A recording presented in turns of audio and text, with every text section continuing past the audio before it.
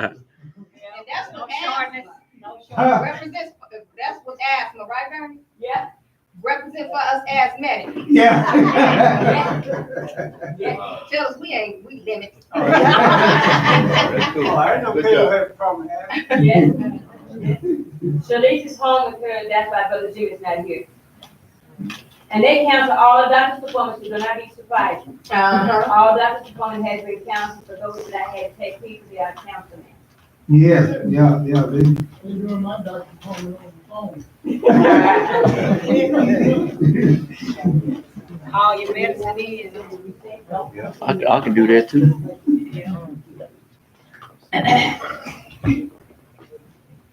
So I guess Corona's changing a lot of things. Correct. I want to take this time to welcome all our listeners, those that's in Israel, those that's in Canada, the Philippines, Sierra Leone, India, and where you might be picking us up on the internet.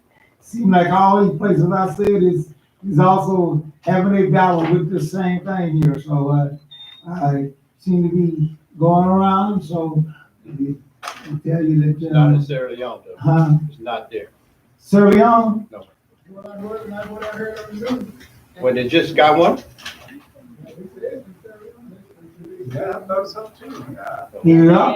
Everywhere. Like I said, every place that I named here, I've heard that Wow. they've had it now. And that's why I made that statement. Even in India and all those things, I'm telling them that. it's on the spray, you know. Yeah. You know, we live in a world, but we live in a world where no one is isolated anymore because of the rapid transportation. Correct. Because of the rapid transportation.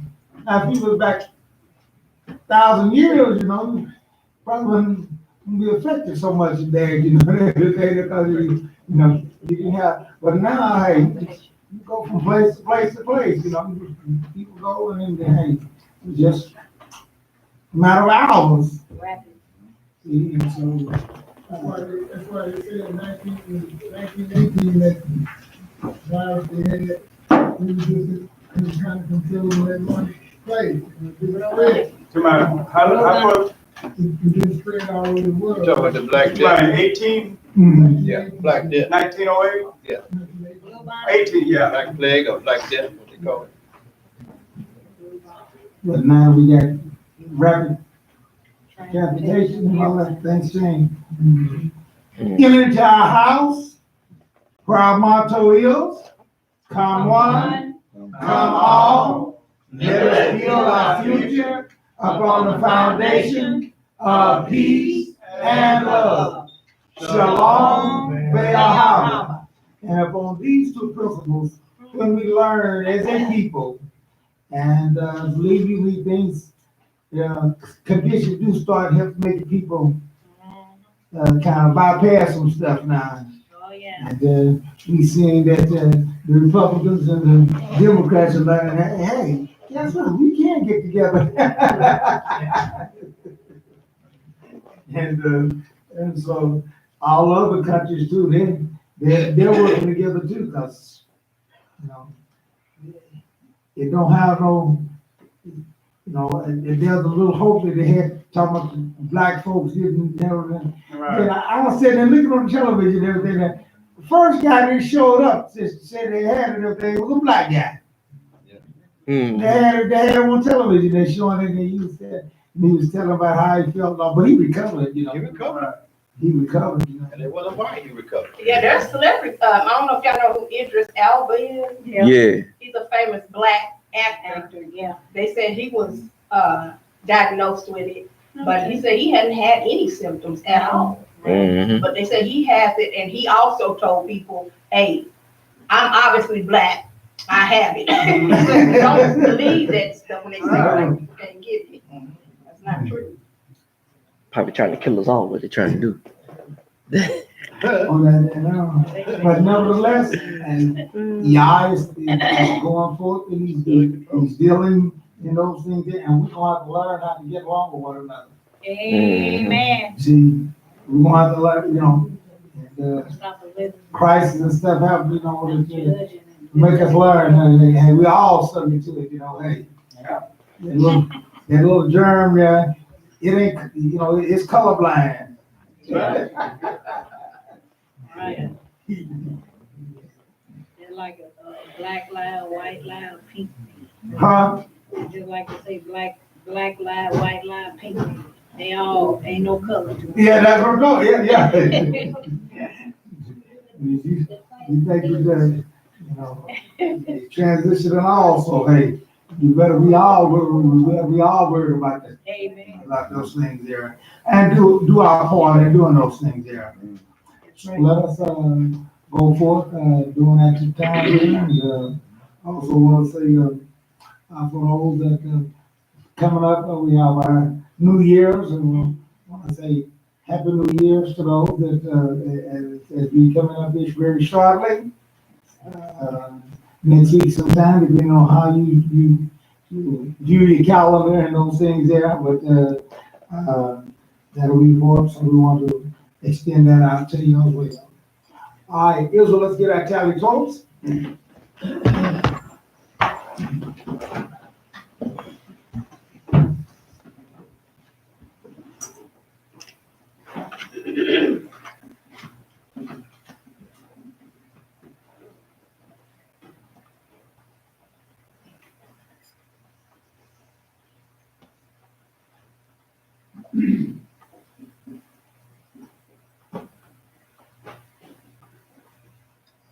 Baruch atah Adonai Eloheinu melech haolam asher kitzitu b'mitzvotav b'tzivanu lahi v'azizi.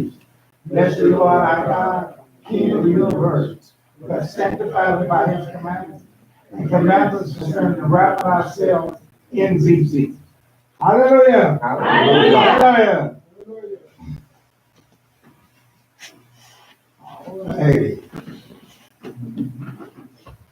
As the rest of the thing, you should be near a songbook at a particular time, or a piece of paper that have page 350 on it, or your folders. I was glad when they said unto me, let us go into the house of Yah. Women, Calm my spirit, Yah. Stop the churning inside of me, caused by the rush of getting everyone fed and here on time. Quiet my confusion, Yah, and all the tension of getting here. I know I made the effort because I really do need you. Yah, speak to me in the quietness. in his gates with thanksgiving and into his courts with praise. Be thankful unto him and bless his name, for the Lord is good. Men, I am thankful, Yah, for what we have. But this week has been so hectic, and it seems that no matter how hard I work and how well I plan, there's always something I didn't plan on, and there isn't enough time to go around. Forgive me, Yah, for letting worry get in the way of my gratitude. You are good to us, Yah. We do have so much to praise you for. Make a joyful noise unto the Lord our land. Serve God with gladness. Come before his presence with singing. You? It's hard to see something in the morning. It's hard to come back to sometimes. It's hard to be expected to be home. That's why I keep doing it. This was not very fair. Makes me safe. But I'm also close to me. I can't see answer. I know chance. God save me so Yah my shepherd, I shall not want. He made me to lie down in green pastures. He restores my soul. Oh, restore my soul, O Yah, and renew a right spirit within me. Make me to hear joy and gladness, that the bones which you have broken may rejoice. Cast me not away from your presence, and take not your Holy Spirit from me. Restore to me the joy of your salvation, and uphold me with your free spirit. Hallelujah. Hallelujah. Hallelujah. Hallelujah. I ask you to turn to faith in the Holy City, right now, for our opening to Philip, our Kohen Baraka, and the Shema. Baruch atah Adonai Eloheinu melech haolam.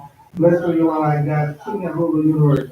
We come out today, thank you for health and strength. Thank you for each and every one that is here. I thank you for your leading, and your guidance, and your protection. And especially in these days, and situations are going forth, We ask that you would continue to bless us, touch our bodies, make them whole. Those who are desire to be here but cannot be, we ask also that you would bring forth those things in a situation where we all might be able to fulfill what you have asked us to do on that evening. We also thank you for sending your son. Thank Thank you for the you. fact that Thank he did you. not faint, he give up on us, but went all the way. All the Even way. to the shed of his blood, that we might have an opportunity to enter into these glorious promises and plans that you have for those that love you and keep your commandments. We also ask that you would, those who are sick and send the doctors and get reports and those things there. And even during this time here when things are postponed a little bit for other higher priorities of things, we ask that you would guard their bodies, watch over them, and give them safe journeys to those things before go forth and to be able to be carried out, or just by however you feel that we look up to you for our healing, whether it is spiritual healing, or physical healing, or whether we're in need of both physical and spiritual healing. You know, nothing is impossible with you. Therefore, we look up to you for those things, that we might be the people that go forth, showing forth your saving help. We pray for the PCR Rishaline. We ask you to bless and prosper her. Keep our leaders strong. Keep our sister brothers safe here, as well as us safe here. And not only that, but we ask you to bless my mouth, bless our ear, so things to say, we what you always say, that we might add to our knowledge, and be not amongst your people that perish for lack of knowledge. Continue to bless me, go further this service. I always bless my ask in thy son's name, Yeshua HaMashiach, the man whose name is the branch. Amen. Amen. Okay, you should Hallelujah. a Bible at this particular time, probably a complete Jewish Bible, for our Kohen Baraka, which is found on page 153 in the complete.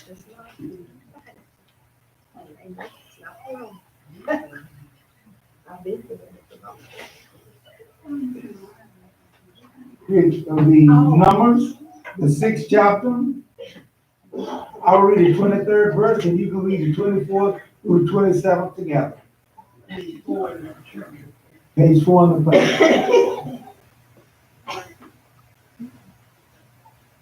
Speak to Aaron and their sons, and tell them that this is how you are to bless the people of Israel.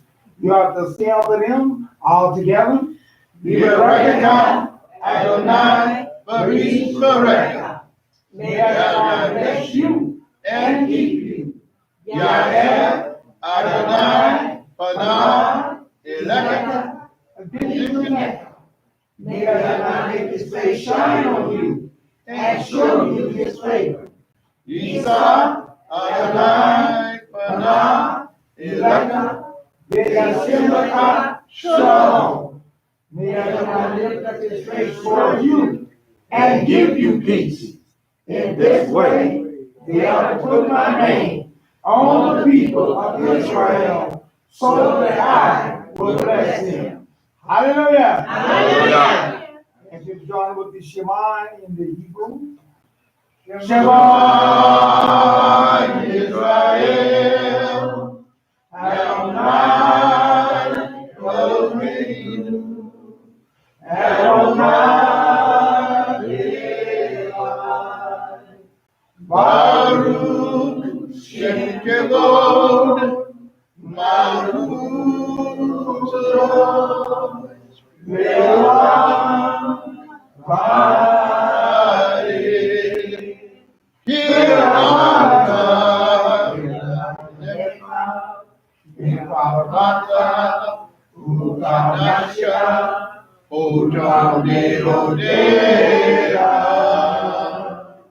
Now, if you get your Bible and turn to page 204 in the complete, which will be Deuteronomy, the 6th chapter, 4th to the 9th verse will be what we'll be reading.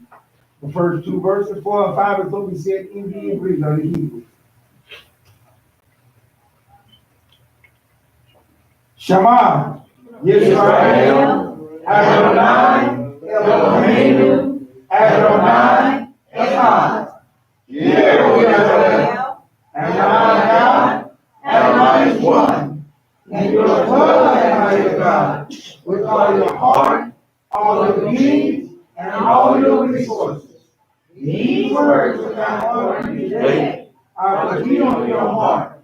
You are to teach them carefully to your children. You are to talk about them when you sit at home, when you are traveling on the road, when you lie down, and when you get up. Tie them on your hands at this time. Put them at the front of your headband around your forehead, and write them on the door frames of your house and on your gates. Hallelujah! Hallelujah! Hallelujah! I'm saying you go to page 1279 in the complete, which would be Mark, the 12th chapter, 20 through the 31st verse, and see what the Mashiach had to say concerning the same subject.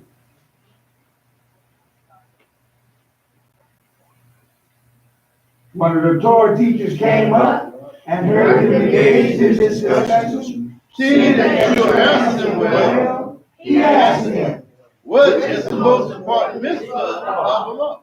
Yeshua answered, The most important mitzvah, Shema, Israel, Adonai, Elohim, Adonai, Echad. Hear, O Israel, the Lord our God, the Lord is one, and you are Lord and mighty God, with all your heart, with all your soul, with all your understanding, and with all your strength. The second is this, You are to love your neighbor as yourself. There is no other mitzvah greater than these. Hallelujah! Hallelujah. Hallelujah! Should we receive the song which is going to take our time? If not, let's proceed to it. Almighty reign.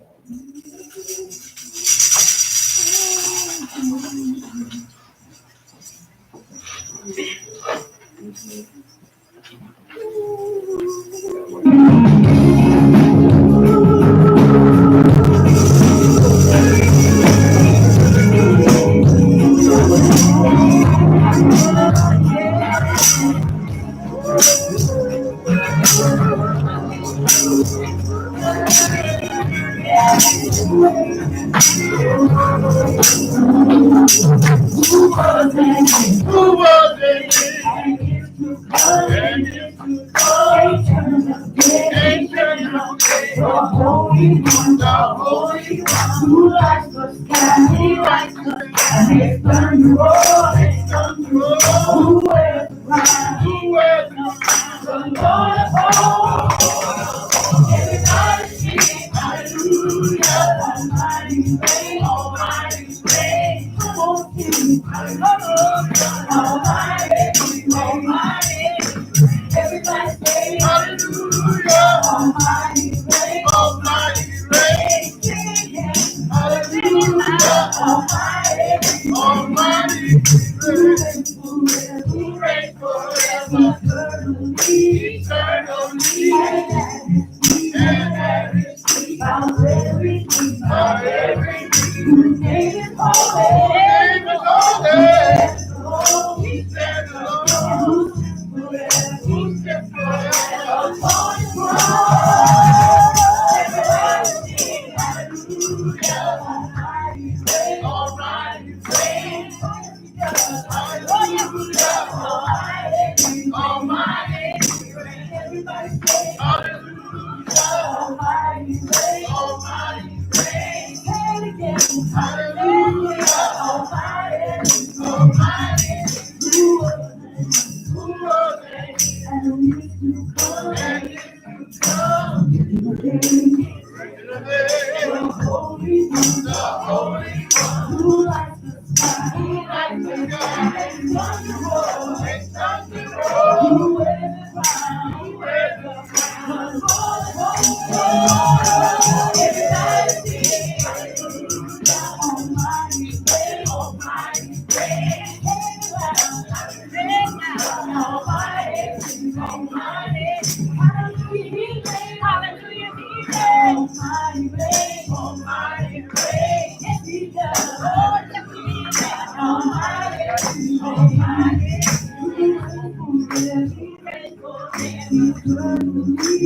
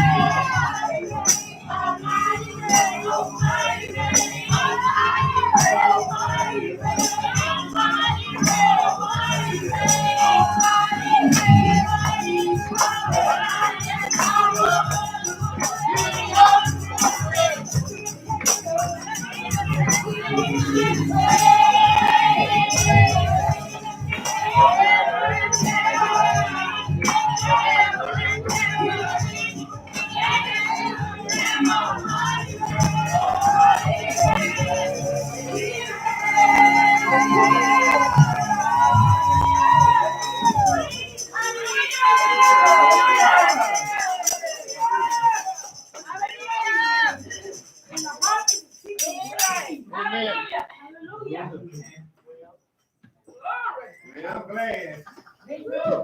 And let me tell you something. He reigns over everything. Even Corona.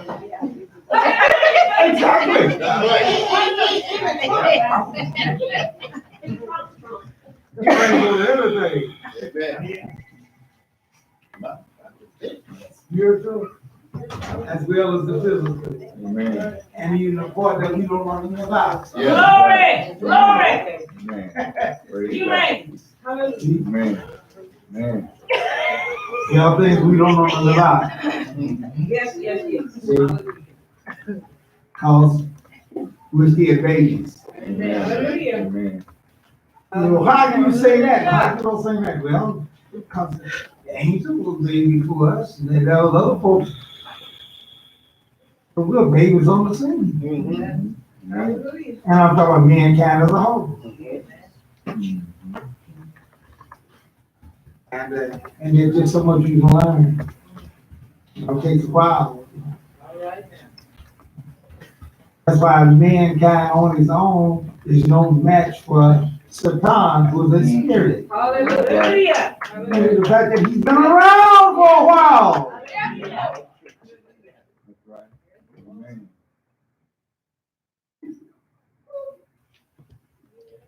Amen. No man is by himself has lived one day in God's prophetic time. I ain't talking about, see, God is not limited by time, so he set the relative of time to certain things so we can get a better relationship with him and understand him. Yes. See? Because even scientists now been getting an understanding and see that, hey, we just think that we thought the time was just some straightforward thing, but now science even realize the fact that, hey, now time can be manipulated.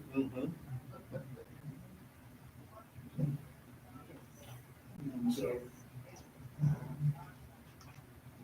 maybe another 15,000 years or something.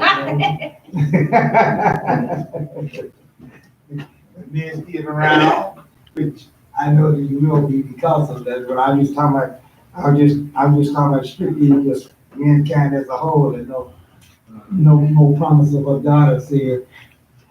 Maybe we start understand something, but that's hard to say too, because let me tell you something. In the last few years that we live, knowledge have exploded.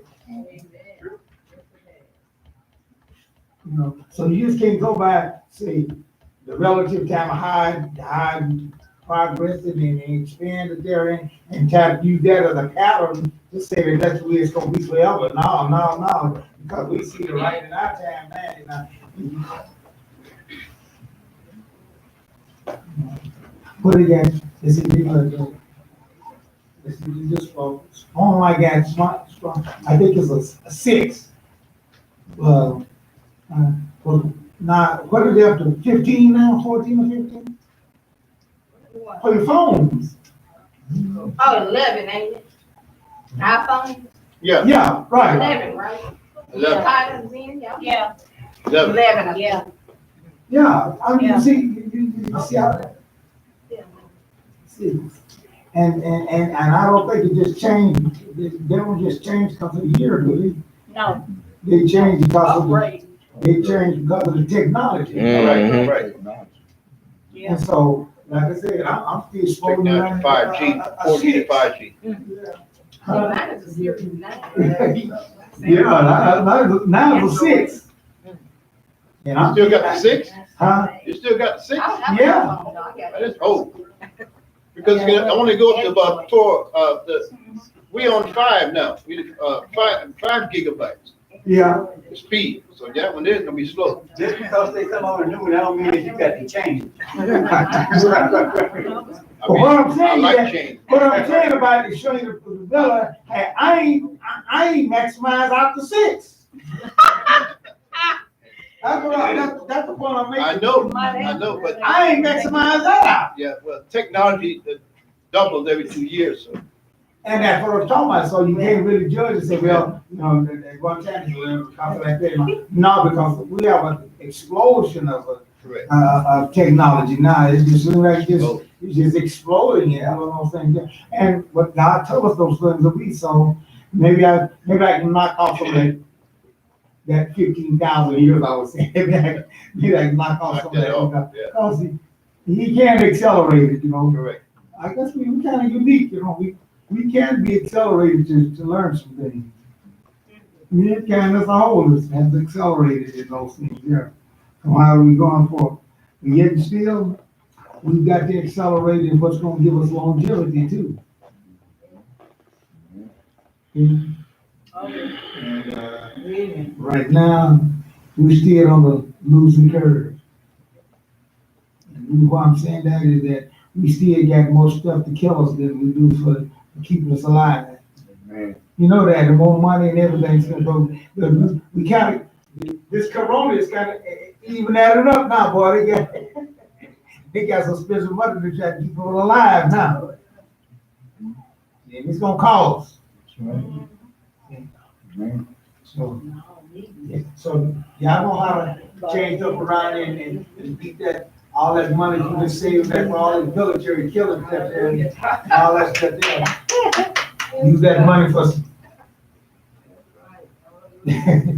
some other things and everything that. The wrong equipment, something, the grocery. Yeah, right, so. Grocery stuff.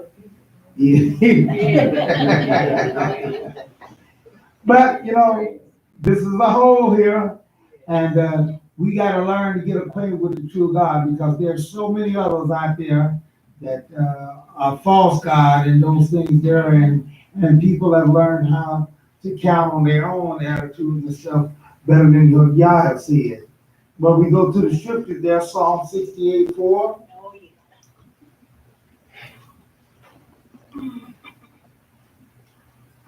Amen. And he's the one that really reigns. He's the Almighty that reigns. Oh, yes, Amen. yes, he does. Oh, yes, he does. Sing to God, sing praises to his name, extol him who rides on the clouds by his name, Yah. What we have upon our banner too here, YH. Hallelujah. That's his name. And then he tells us there's a requirement. And be glad in his presence. Be glad in his presence. See? And if we ain't glad in his presence, hey, you're in trouble. Because the point of it is that, if you invite somebody, you got somebody, and they come there and they ain't happy to be in your presence and everything, and all that, it don't make you feel good. Man. And you didn't make them folks and all that there, but he the one made us and all that stuff, and sustained you and all that, and then you gonna sit there and. So he said, yeah, I require you to be glad in my presence. And dear folks, it's easy to be glad in God's presence when we understand that everything that we do and everything that we go for is from Him. Amen. Amen. You say, well, that might be something, that's a lot. Yeah, God allotted time for us to do whatever we want to do, make whatever choices we want to make. Okay? That's how He made us. But He still has allowed that to go forward. Because let me tell you, whatever you are and all those things there, that spark of life comes from Him. Amen. And once that's gone, they can do whatever they want to do to you.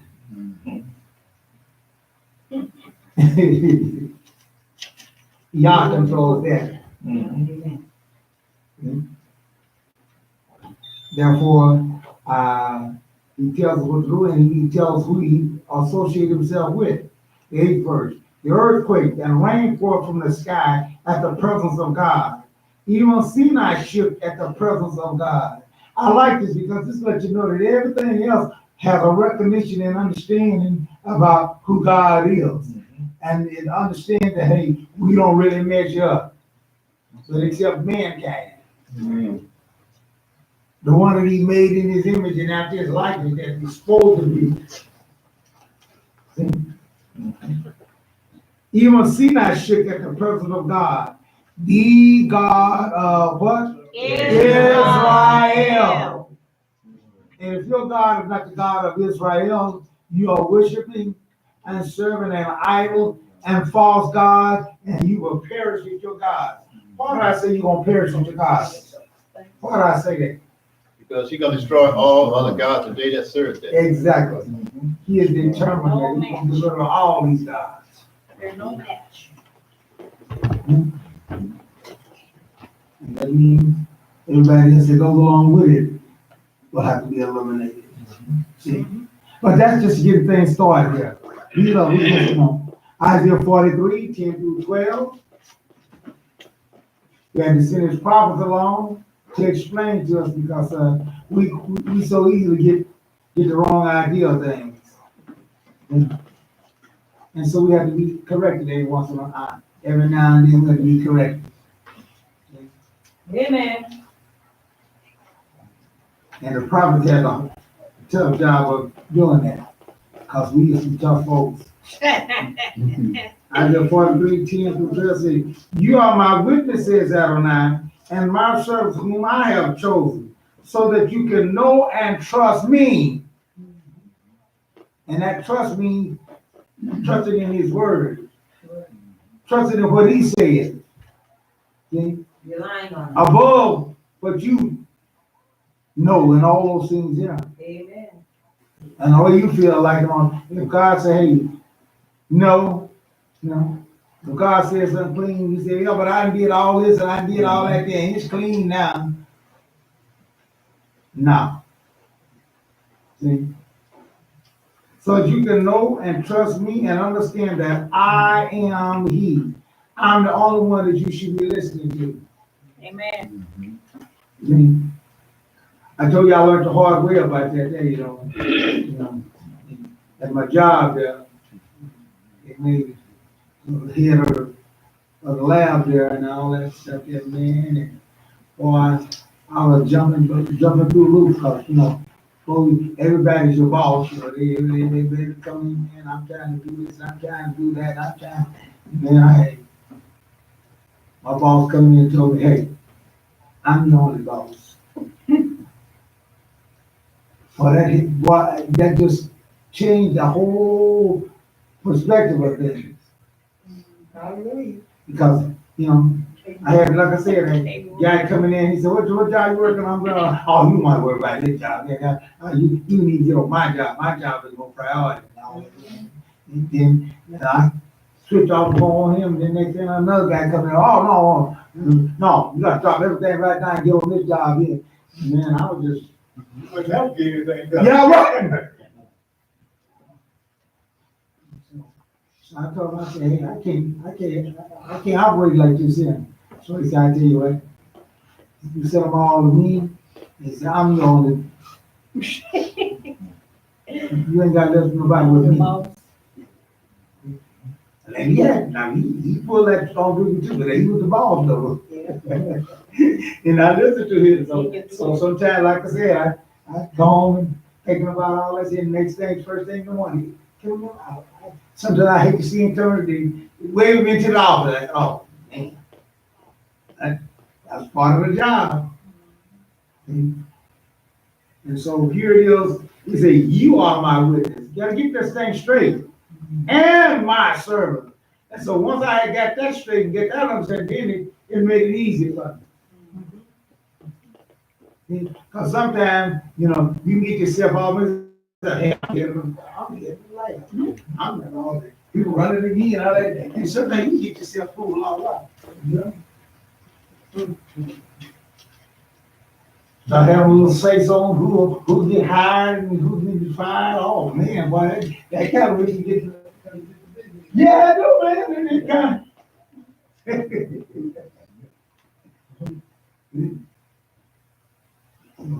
we come in there and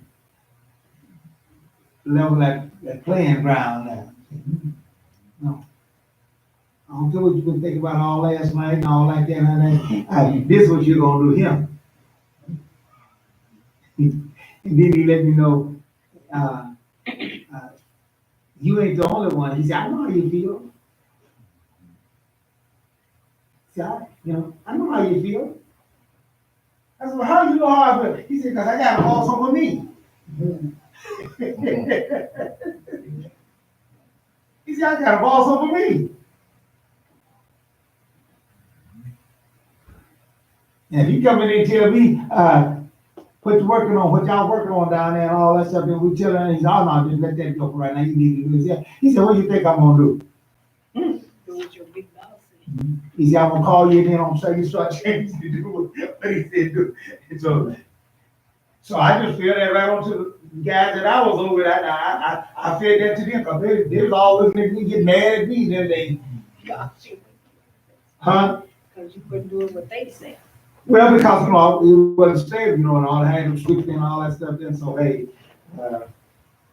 so, my stuff thing happened there, and I told her, hey, that's life, and that's why I try to tell our young folks, and I tell all those, this is life. And if you think that you're gonna get to a place where ain't nobody gonna tell you what to do and all that stuff, you got a new thing coming. Amen. There are folks and there are situations that can tell you what to do. That's right. Amen. You ain't talking about, I'm wrong, ain't nobody gonna tell me, hey, that don't mean a thing. I don't mean a thing. That's right. Yeah. And it depends on what kind of life you choose. Determine what kind of grade or situation that you're gonna get in to even get more told you what to do. You make some bad choices and everything there. Hey, they tell you when the lights is on, when the lights is out. Oh, yeah. When the lock on time, when you eat, when you can eat, right?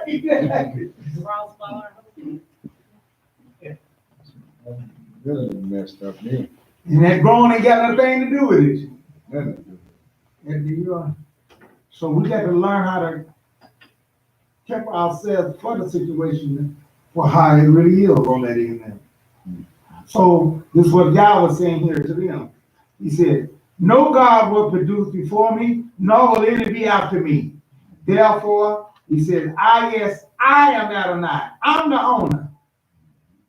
I'm the owner. Besides me, there is no deliverer. I have declared, saved, and proclaimed, not some alien God among you. Therefore you are my witness, says Adonai, I am God. Amen.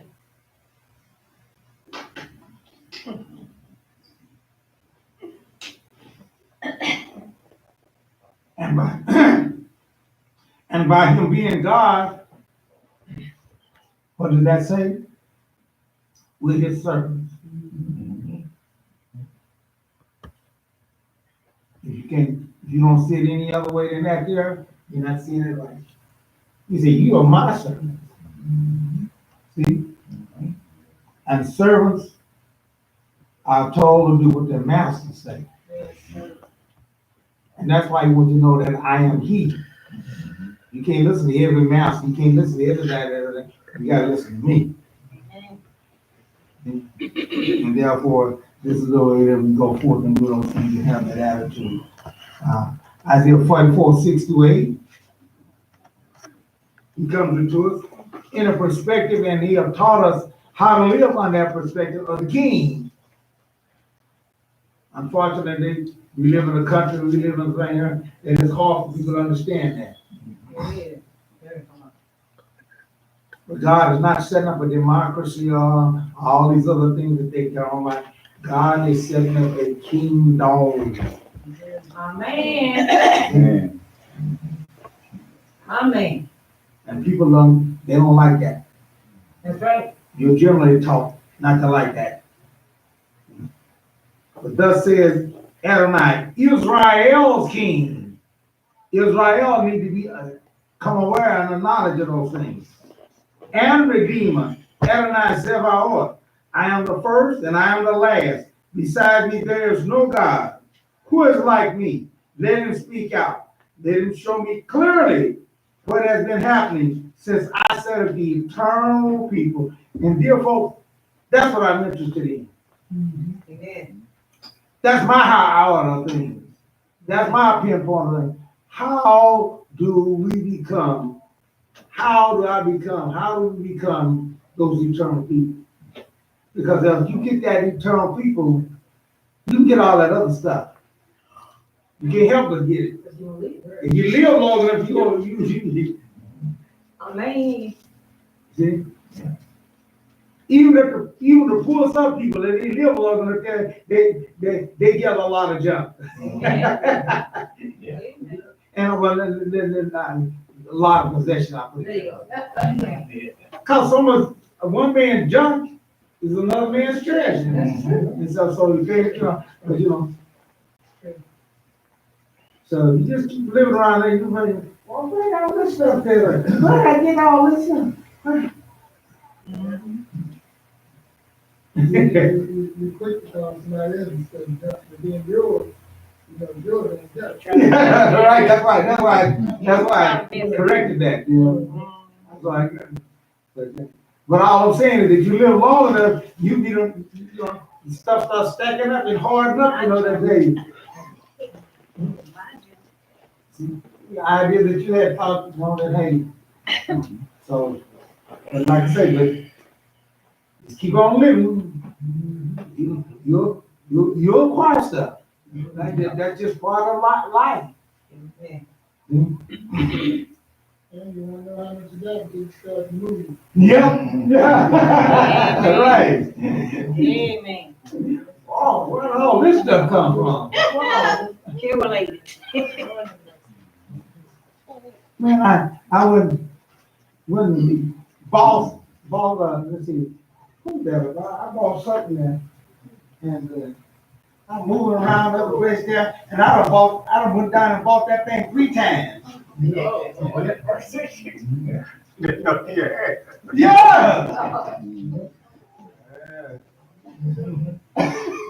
None of y'all will do that, yes, sir.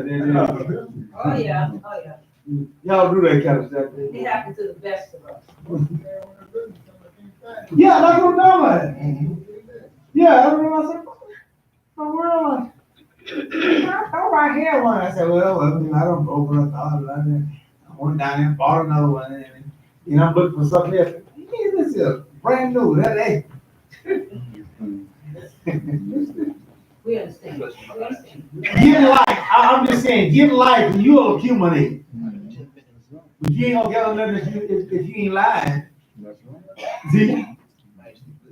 Guarantee that. All right. It says here, don't be frightened, don't be afraid. Didn't I tell you this long ago? I foretold it, and you are my witnesses. Is there any God besides me? Israel, is there any God beside our God? No. I know not any. Israel, is there any God beside our God? No. I know not any. He said, is there any God besides me? He said, there is no other rock. I know of none. And if our God don't know of any, don't let nobody else come around and tell you There you differently. And tell you that you just don't understand them deep secrets. Deep You mysteries. missed it. go. They can't tell it to you. They can't even count to 7. Yeah, right. Therefore, let us move forward here that we might be a part of what he wants for us and that we might follow him through on what he wants us to be. And just as people, I'm finding out more and more and more when you start reading and when you start doing those things, a lot of these things that people say about the Mashiach and about the Savior and even Jesus Christ, if they talk about that, it's not scripture. It's what they have formatted. Amen. It's their little ideas. It's just like at the nativity scene there, and, you know, and the 3 wise men. What they got? They got the nativity scene, say, I said a little baby. Little 1 or 2 month old baby and stuff, you know, and then that's not what the scripture says. So where these pictures come from? Where these ideas, where these thoughts, where these things come from? Man's imagination. That's it.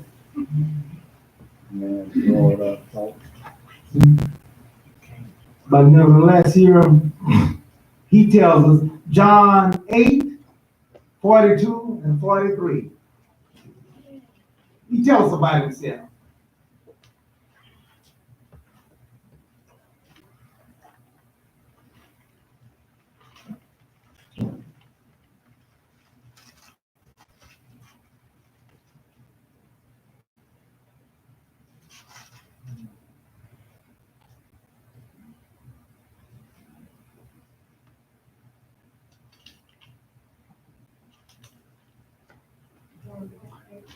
Eight.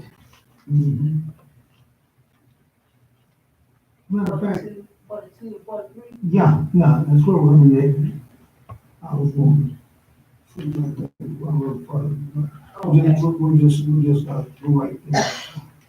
I should show you the difference between the thought factors here. Let's see. As a matter of fact, we're gonna read the 39. It says, they answered him, our father is Abraham. Yeshua replied, if you are children of Abraham, then do the things Abraham did. As it is, you are out to kill me, a man who has told you the truth, which I heard from God. He said it was a man. A man who told you the truth. He didn't say a spirit that told you the truth. He said a man. We either believe him or we don't. Okay? Abraham did nothing like that. You are doing the things your father does. Then they reply, we're not illegitimate children. What you trying to say here? They said to him, we have only one Father, and that's God. Yeshua replied to them, if God was your Father, you would love me. Because I came out from God. He didn't say I was God. He didn't say I am God. What did he say? He said I came out from him. But no, mankind got it now. He is God. You see how things are morphed and changed? A lot of folks think we assume things that the Bible don't even say. And that's why I'm learning now to question a lot of things that people have concluded and they say about this line. You know, did the Bible really say that? And I'm finding out that a lot of falling short here. He didn't say that. He said, I came out from God. And now I have arrived here. And I'm going to tell you a little secret. I didn't come on my own. He, what? He sent me. But you sent your own self. Why would you have to make that Steve should bring all that there if he was talking about his own self and it's what the world say he is. And Christians say he is. You sent your own self? Yeah. But he made it very clear. And this I did not come on my own. What he meant by that? That was his choice. That's it.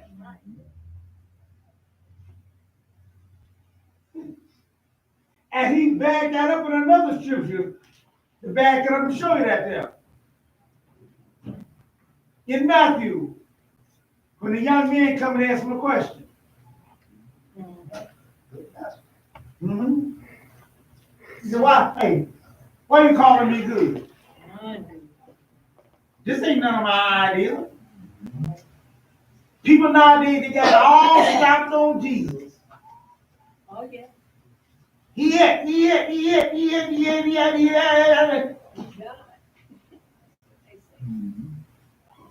I never told you that. Where'd you get that from? Somebody teach that. The Bible teaches that it was only him. No, you folks. The branch, Yeshua, the Mashiach, is all part of God's plan for salvation for mankind.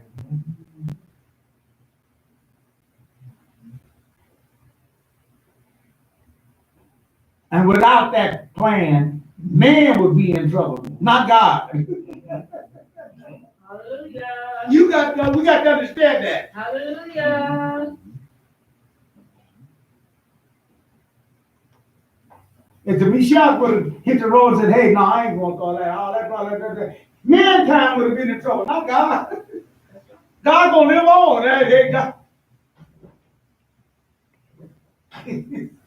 So therefore, we got to understand what and the purpose and get this thing, and people look at this thing all of different idea. Yeah, but love lifted us. See? And therefore, that's exactly it. And it started with the fathers. Amen. That's the point I'm saying. Amen. It started with the father. And that's what he's telling them.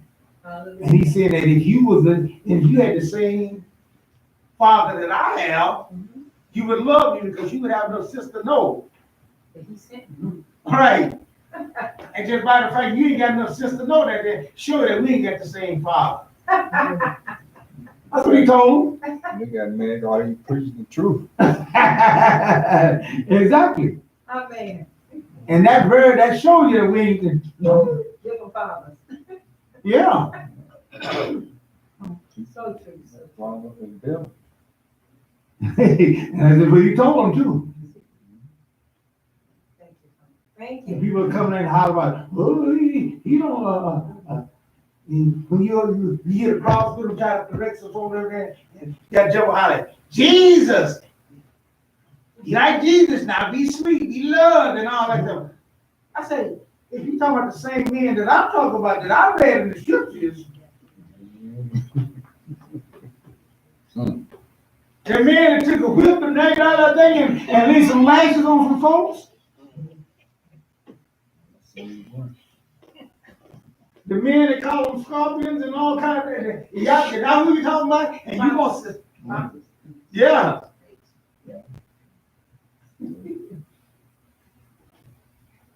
I said, you need to go back and read your Bible.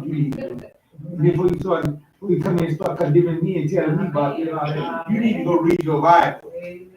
Because it's clear that you ain't reading your Bible. We're not in tune. They reading something. Yeah, you're right. And people read what they want to read. You know that, right? Yeah. They'll skip right on over the stuff that's right, and they'll read whatever they want to read. But it don't work that way either. We got to read and accept what it says all the way through here. See? John 14:28.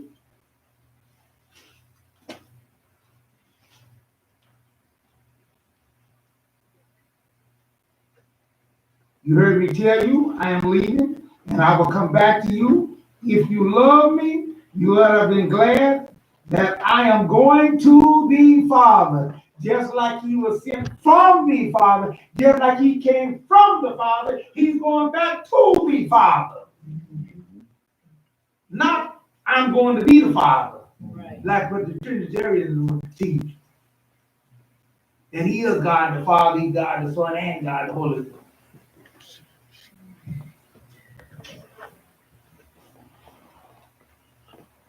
These things do matter, dear folks.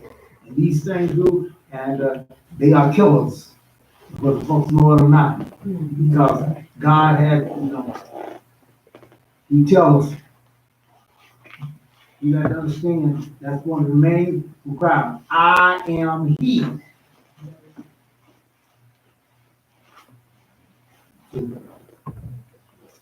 I am leaving, I will come back to you. If you love me, you would have been glad that I'm going to the Father. Why?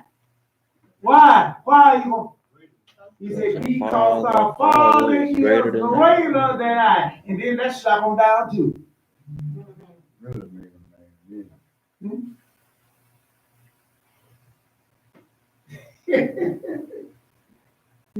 That's the last thing they want to hear, because they tell him that, you don't belittle my Jesus.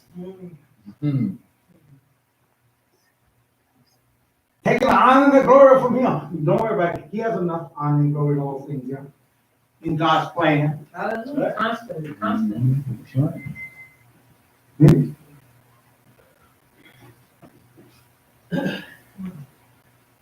The higher you want glory to be glorified, the higher restrictions is required from you. You know that, right? Hallelujah. If you don't know that, you. Hallelujah. Amen. Therefore, let us understand how our God is, and it might be well with us on that end. Okay, we have Sister LaShonda come forward Amen. with the banner intro, and our song is Congregation of the Righteous.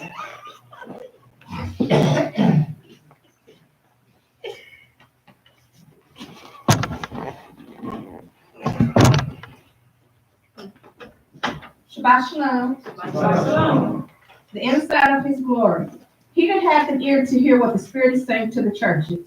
Isaiah 62:10-12. Pass through the gates. Prepare the way for the people. Build up the highway. Remove the stones. Raise a banner for the nations. The Lord has made proclamation to the ends of the earth. Say to the daughter of Zion, see, your Savior comes. See, his reward is with him, and his recompense accompanies him. They will be called the holy people, the redeemed of the Lord. Hallelujah. This banner, which Yah gave, representing Jerusalem and her king, Yes. the man whose name is the branch, Zechariah 6:12-13. Isaiah 18:3. All ye inhabitants of the world and dwellers on the earth, see ye when he liveth upon in Zion on the mountains, and when he bloweth a trumpet, hear ye. Hallelujah.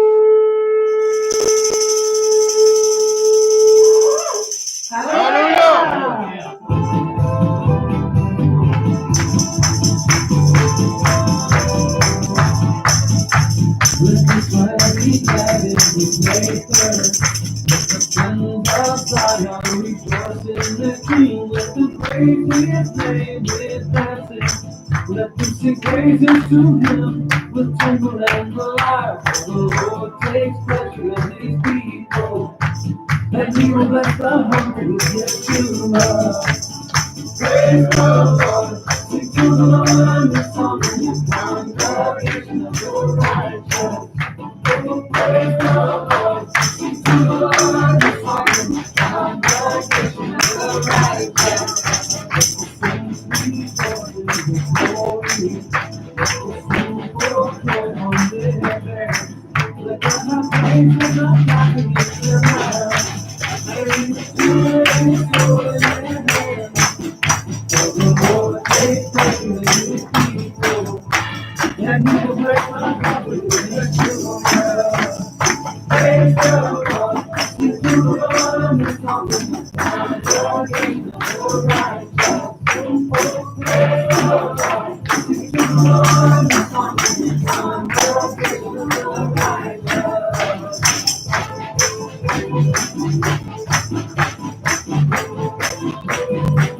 He has given a banner to those who fear Him, that it may be displayed because of the truth, and the giver of this banner is Yah.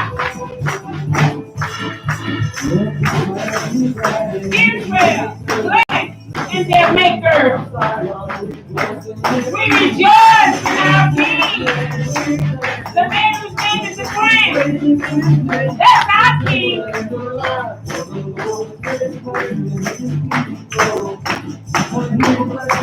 He will bless the humble.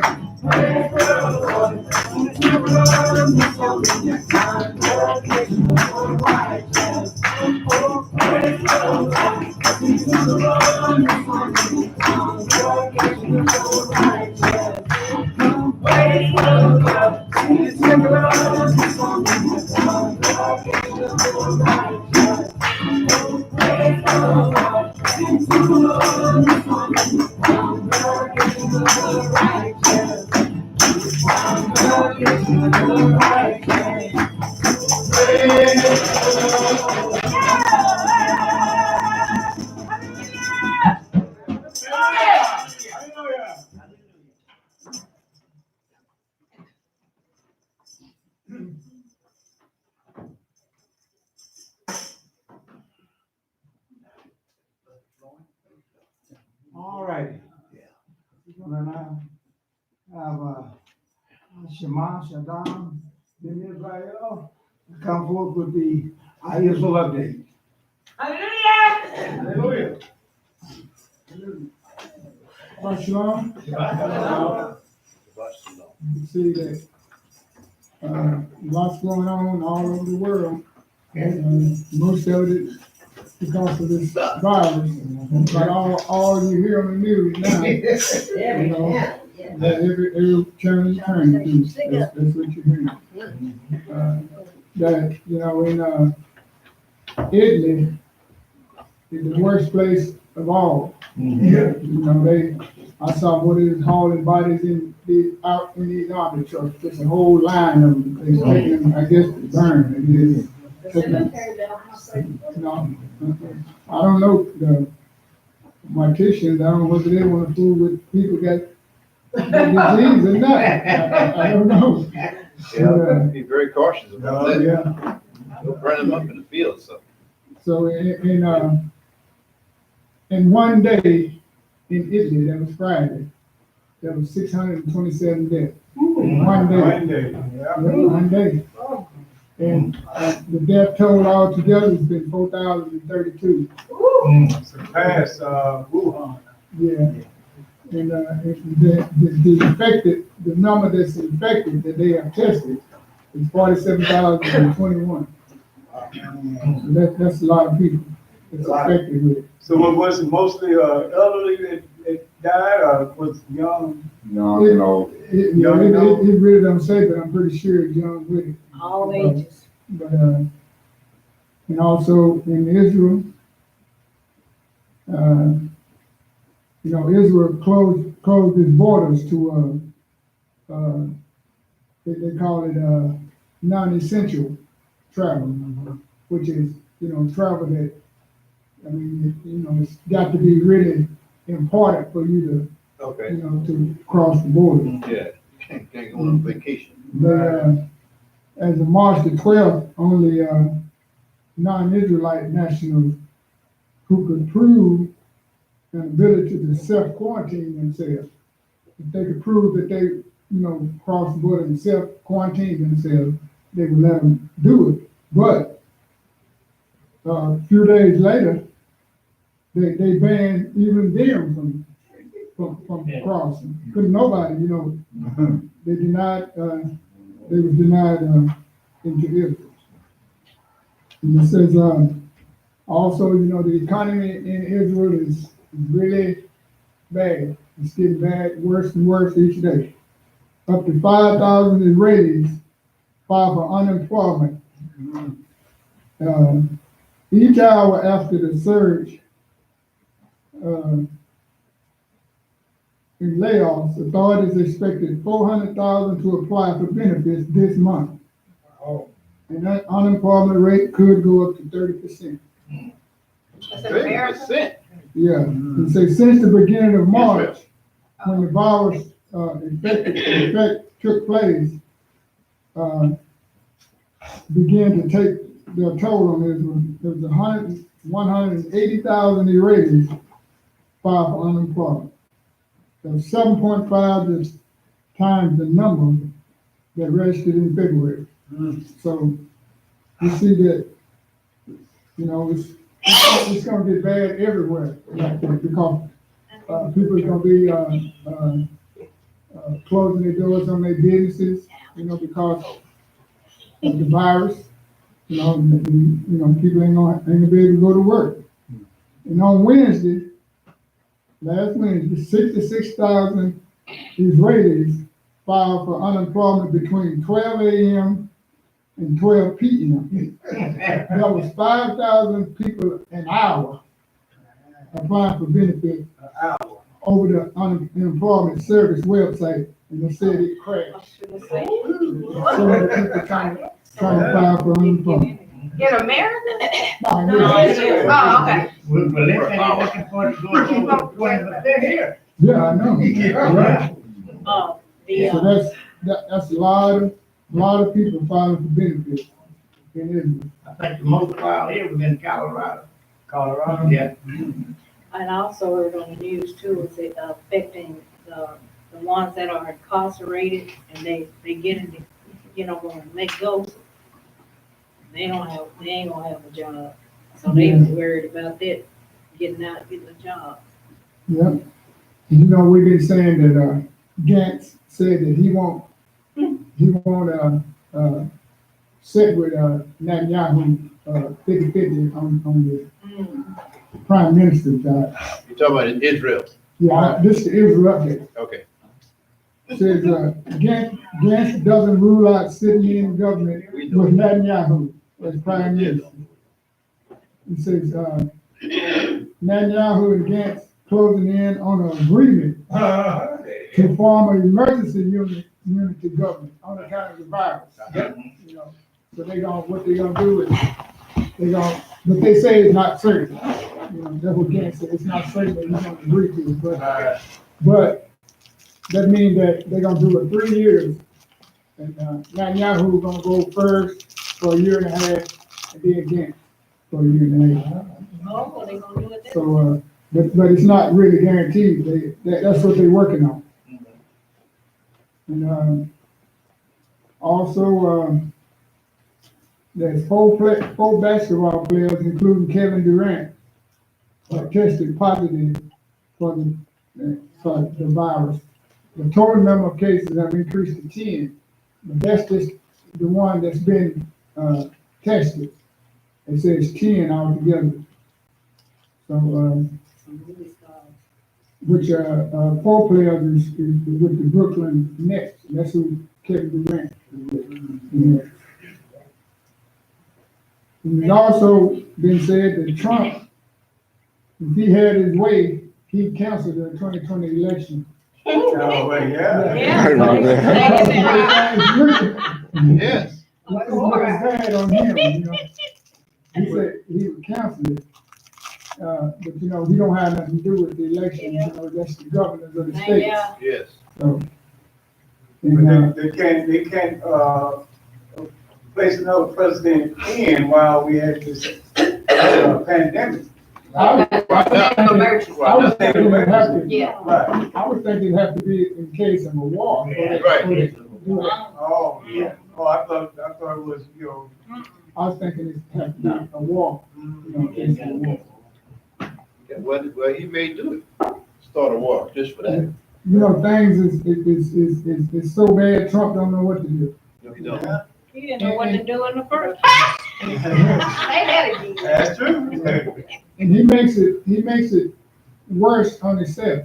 He does. Every time he speaks, the stock market go down. Yes. He lied to you. You know, if he be quiet, the stock market don't go down as much, but when he start talking, Trump, you know, sometimes, you know, what he be saying, you know, he be promising a lot of stuff, you know, and saying that he's working on it and ain't doing nothing. Yeah, right. Exactly. You understand, giving the people some hope. Yeah. Talking about this pill, this, Uh-huh. and then the scientists come on there and say, no, say, it ain't been proven yet. Yeah. He one of the black hero. You know, one reporter asked him, that, Trump, what would you say to the American people, you know, they're afraid and stuff, you know, what would you say to them?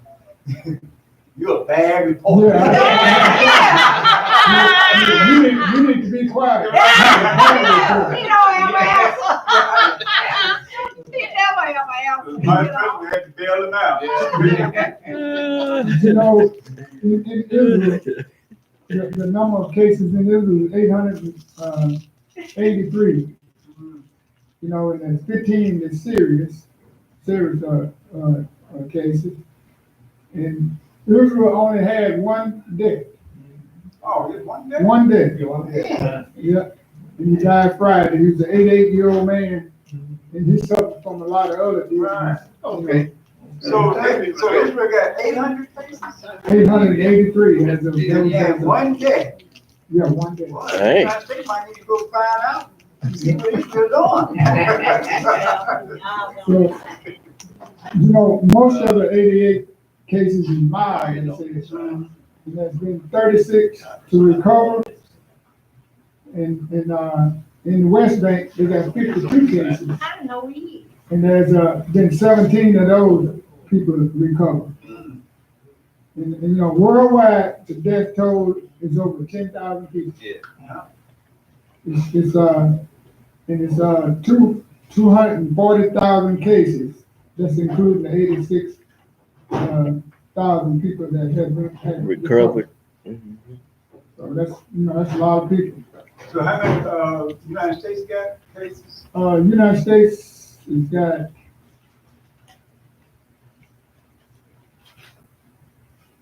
today in the United States, they got 18,500 cases and more than 230 deaths. You know, in New York, just in New York alone, they got 5,000 as of today. Thursday, they had 3,954 cases. And this morning, they went up to 5,000 cases. Because of the testing. Yeah, because of the testing. It's not even accurate. Which they gonna find more probably. Some of them might have. I think some of them don't. And also in Italy, if you're elderly in Israel, in Italy, you're being left to die. Right, you do.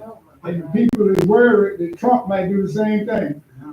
Wow. You get real bad here, and they saying that Trump he might do like they're doing in Italy. Yeah. It's great. So they said that New York and California about to shut out. Yeah, they are. have. DC Yeah, too. New York shut, Yeah, shut out. yeah. California. California. I've heard DC too. All in direction. This is four states that shut down. Yeah. And I've heard rumors that they're gonna do it everywhere. Yeah, that's what they were saying. You know, it's left up to the governors, you know, of those Right. states. And they said that Texas, Tennessee, Oklahoma, Missouri, Mississippi, Idaho, and Wyoming. The governors ain't did that, Right. you know. That's why they gonna help spread. Yeah, Illinois shut They down. haven't done nothing. No, you know, they haven't did anything to Yeah. like shut stuff down, you know, like they're doing in a lot of other states. But it was our mayor that shut stuff down here like the government. Well, Mary shut things down, but the governor Governor can't of the overrule. states. Yeah, governor was telling folks to go out. Yeah, he don't want to go out and eat. Yeah. Well, he take the cameras out. Right. He was out, he was out, him and his kids. He's supporting the restaurants and Yeah. stuff.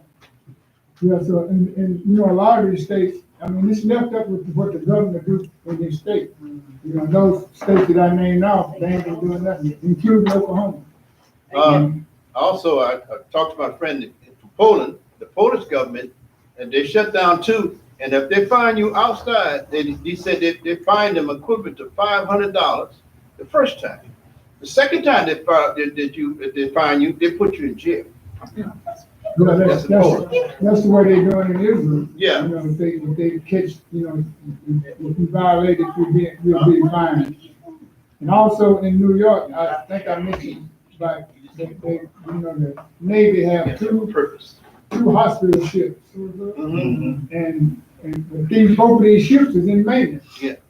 And one of them is able to, you know, come out of maintenance, but the other one ain't. But Mhm. what makes it so bad about it, the people that working on the ship, they not on the ship, they gotta go get them from somewhere else and bring them, and then they can't treat people. You know, they got to help out in other places, you know. Wow. So they don't have any doctors that treat people, not, you know, that on their ship. And, it'll take 2 weeks for the ship that can come out of maintenance. It'll take 2 weeks before it can even get to New York. So, you know, they have to gather the people up to, you know, You're talking about the hospital ship? hospital ship. Okay. So that's about all I had on the Israel update today. It's been so much, so many things that's happening. Yes, so much. So you got here about the airplane that landed in Tulsa yesterday? Yeah, Was it? They brought an airplane in from California, LA, 14 people on there, 2 have the virus. Oh, yeah? So they've shut down airlines everywhere? you know, they just, they Oh, quarantine that airplane, they can't get off. They can't get Oh, out. Mm-mm. They got off They did win. at 5:30 yesterday. Oh, well, they couldn't when they first landed. We also was talking about, you know, the virus don't harm black people, but it do. Oh, yeah. And there was a reporter, I don't know whether y'all seen it, he's 61 years old on MSNBC, a black reporter. He was kind of like a cameraman or something. And he called it, he died in 1 week. Oh, yeah. Yeah. So, 61 years old. yep, 69. You must have some other problems. Might. So that's the Israel update for today. Thanks for listening. Shabbat shalom.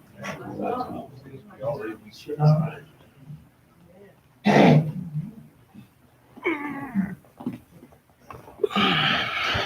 Well, if you haven't got your attention, we will get it. See? These are things that, this is what we tell you about it. We've been talking about, what the scripture says, this is one reason why we came up with the Israel update and everything, it says, watch and pray always, that you might be worthy to escape these All things. these things. He said we're gonna stop it. Ain't gonna cut it. We gonna get there, have big prayer session, everything. We'll pray that. No. He said that these things coming up on the earth. That's right. Yes. My sister called me and told me that they had to shut down all the 7-day activities. The hell. I said, well, come on, you and pick it up. People scared. I And I'm kinda glad it is. Big Mama over here, we don't, I've seen them. Did you go ahead. No, go ahead. No, I was just gonna ask that if it's shut down, I've heard them talking about, martial law is gonna Right. take over.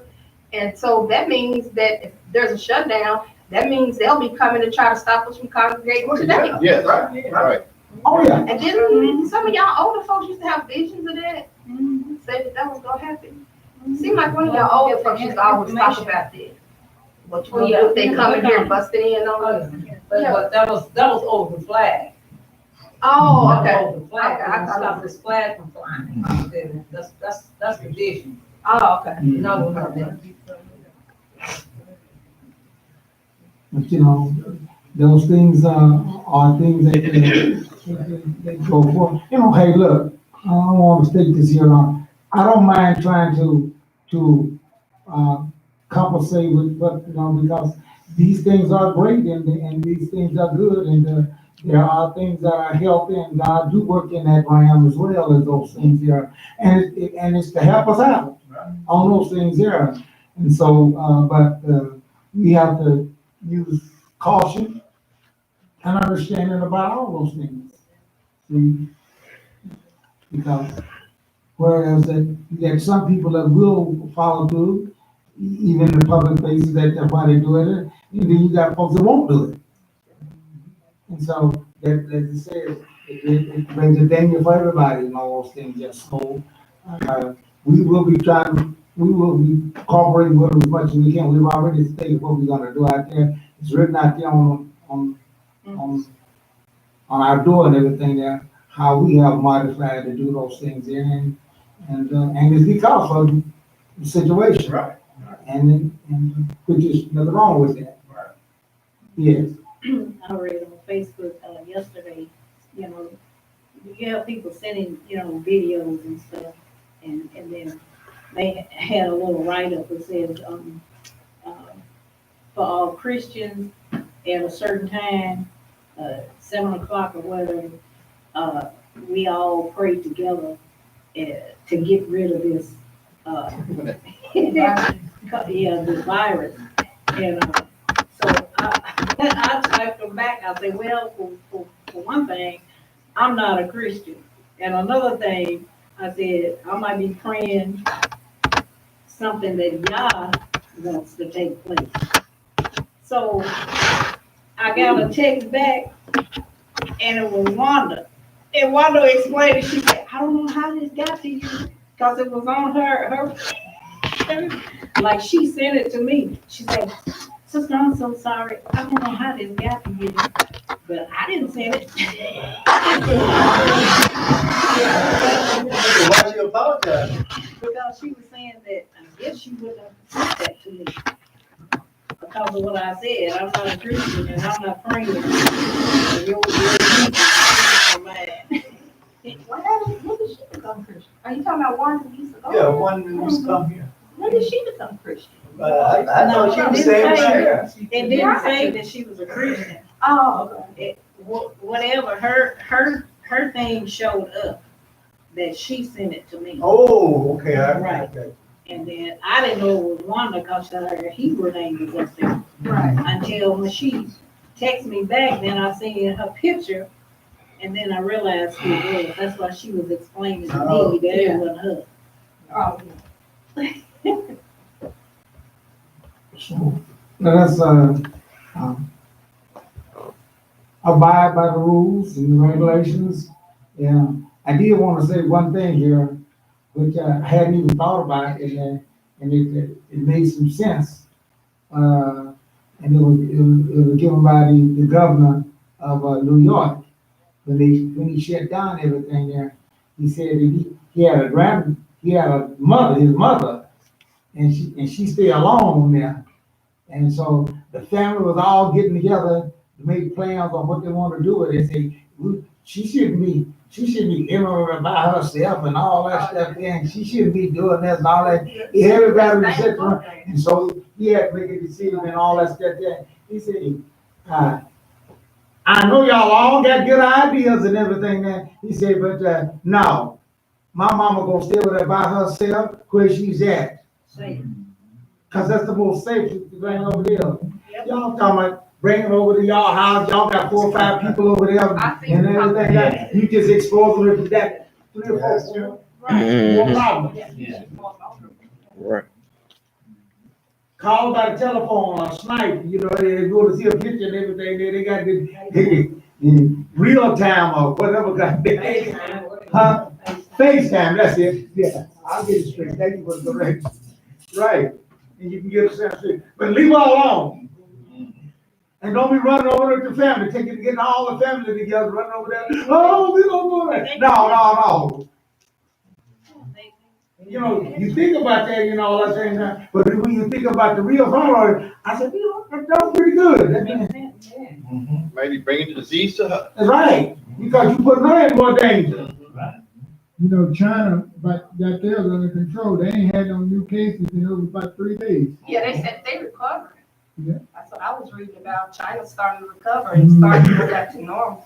Yeah. So, I've heard some say too, you got to watch China because they trying to keep things. Low profile. Right, they don't want the United States to hear. Yeah. So They don't want you to never know what might be going on. well, Trump already said, Just like He did tell that one. North Korea. North Korea ain't letting nothing out. What's going on there? well, Trump already called it the Chinese virus. Yeah. What's No, not? that's all I'm saying is that, what I'm saying is that, let's cooperate with them, let's do like I said, we have certain things that we obligation that I feel like we do, for y'all, and we're gonna keep that practice up, going those things there, and, keep your hygiene up, wash your hands, and do all those things there, be very cautious with the pickup and all those things there, and we're praying that, we'll be worthy to escape these things. Hallelujah. But we can't, we can't start, we You know, can't pray this. I was, She out there told us that that's gonna happen, yeah.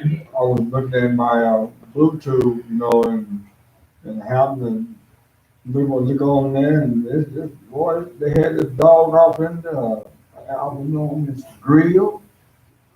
Whole dog was barking, and they were cooking it. You're cooking the dog while he's barking. That's Who was right. that? Barking, Chinese was cooking the dog while they barking. I was like, I can't believe this. Dog just and he started turning him over. And that is definitely against Torah. Right. Yeah, that's close. Mm-hmm. So, I was surprised about that, Do yeah. you think it's the last year for the dollar? For what? American For dollar. the dollar. Oh, for the American dollar? Yeah. I hope not. Well, I mean, because, you know, remember in 2008 when the market crashed, housing market went to the slums,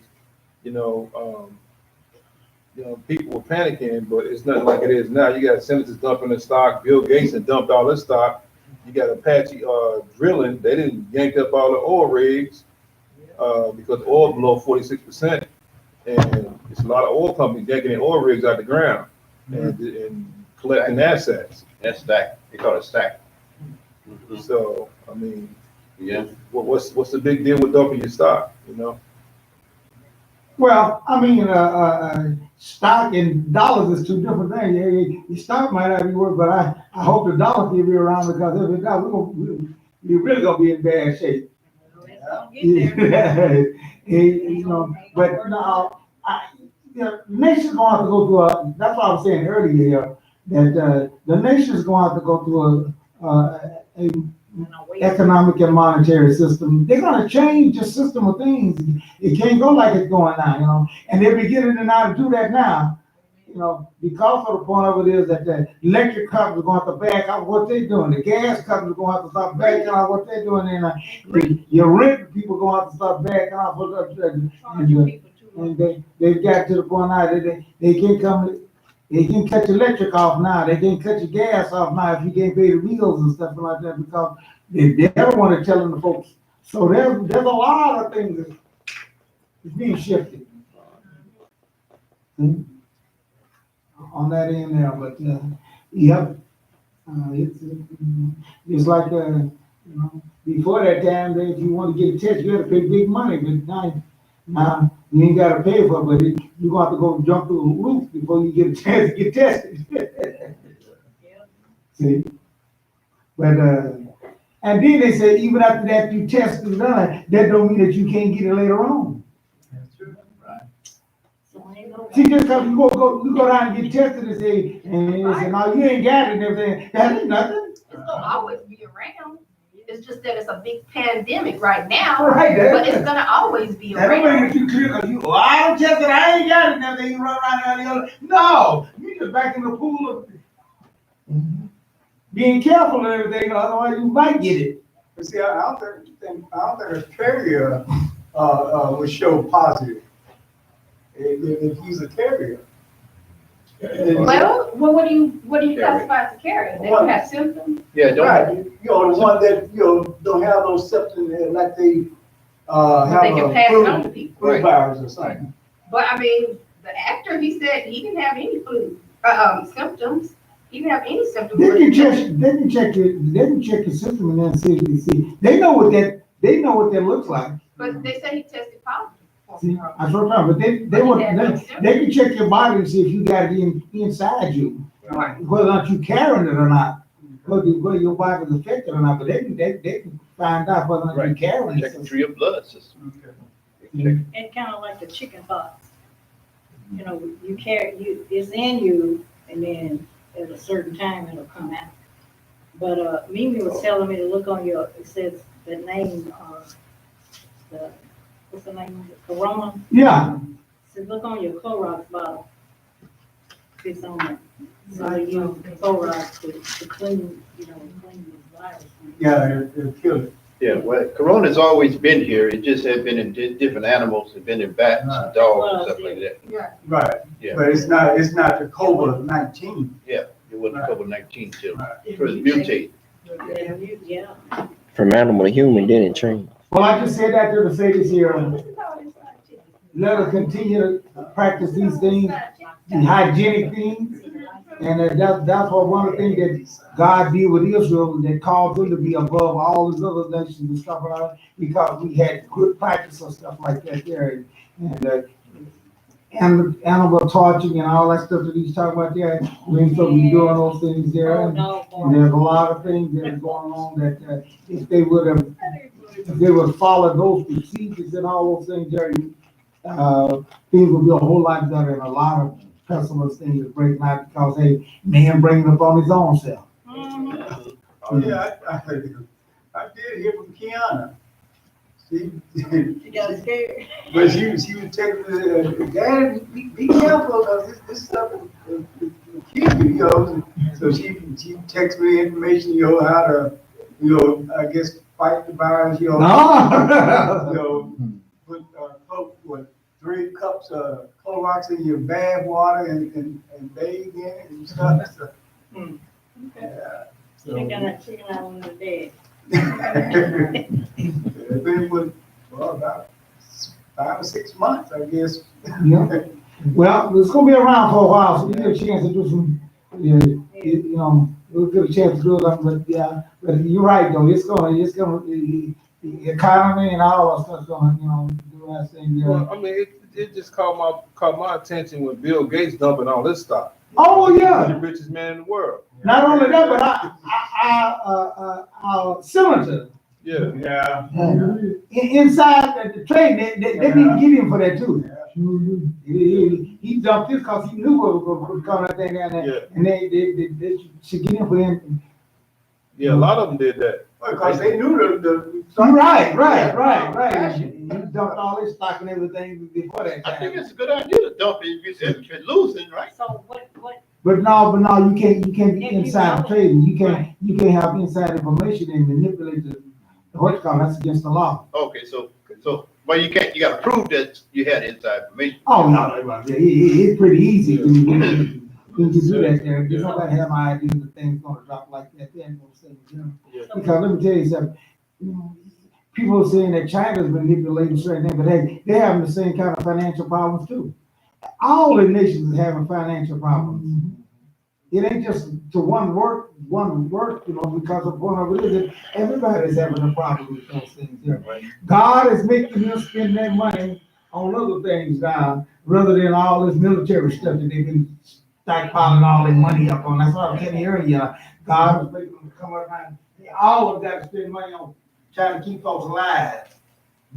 Payback time. Iran and all of them getting hit. See? And they got to come up with money now. See? The PLO, them guys, Gaza and all that, they done shut down, they didn't slow down on digging them, digging them tunnels. Boy, spend all that money to do it, cause they having cases too.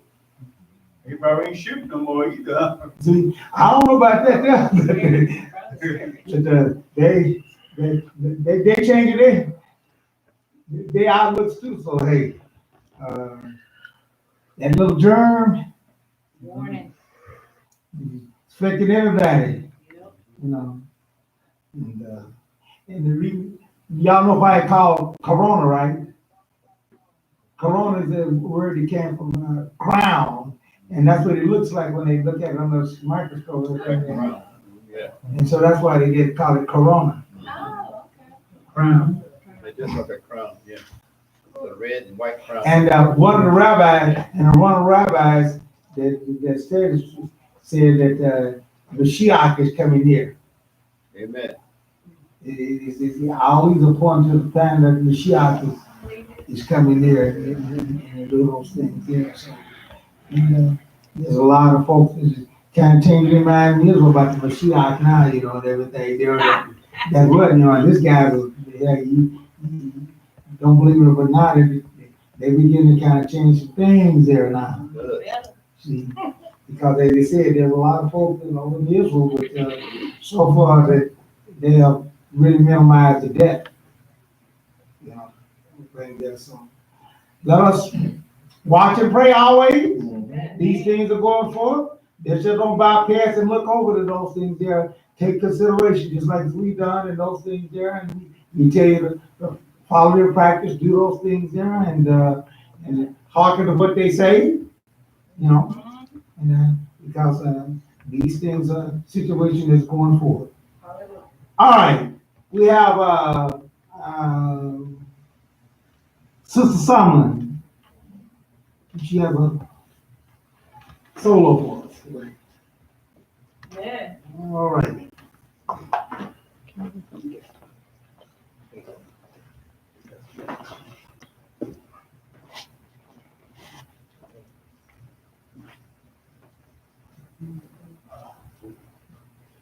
Shabbat Shalom. This song fit everybody, because all have sinned and come short. And all these things that's happening is just a warning to the whole world. A sinner's prayer.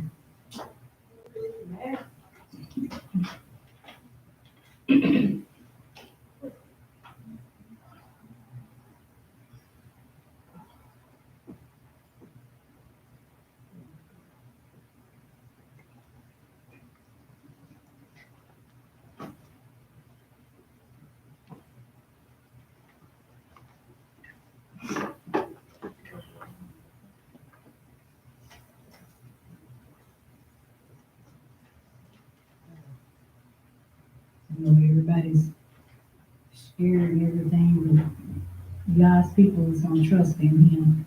Amen. And He lead us through these things. And like Elder always said, when we pray for that extra covering for His people.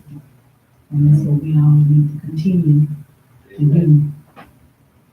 Pray without ceasing. Amen. Mhm.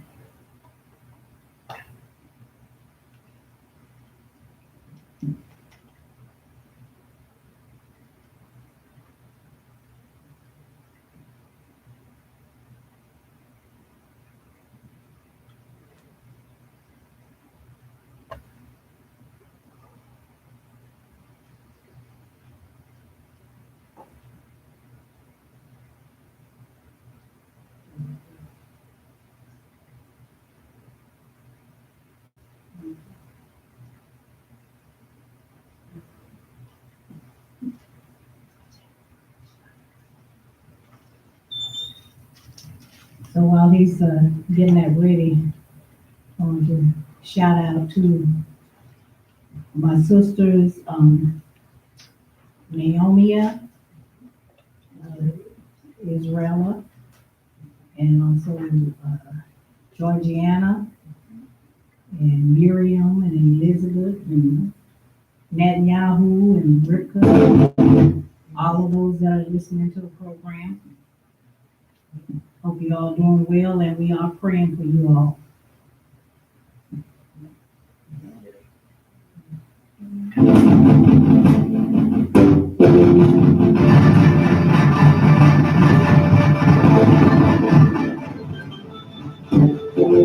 A sinner's prayer,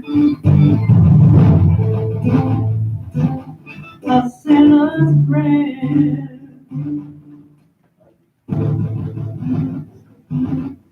a sinner's prayer.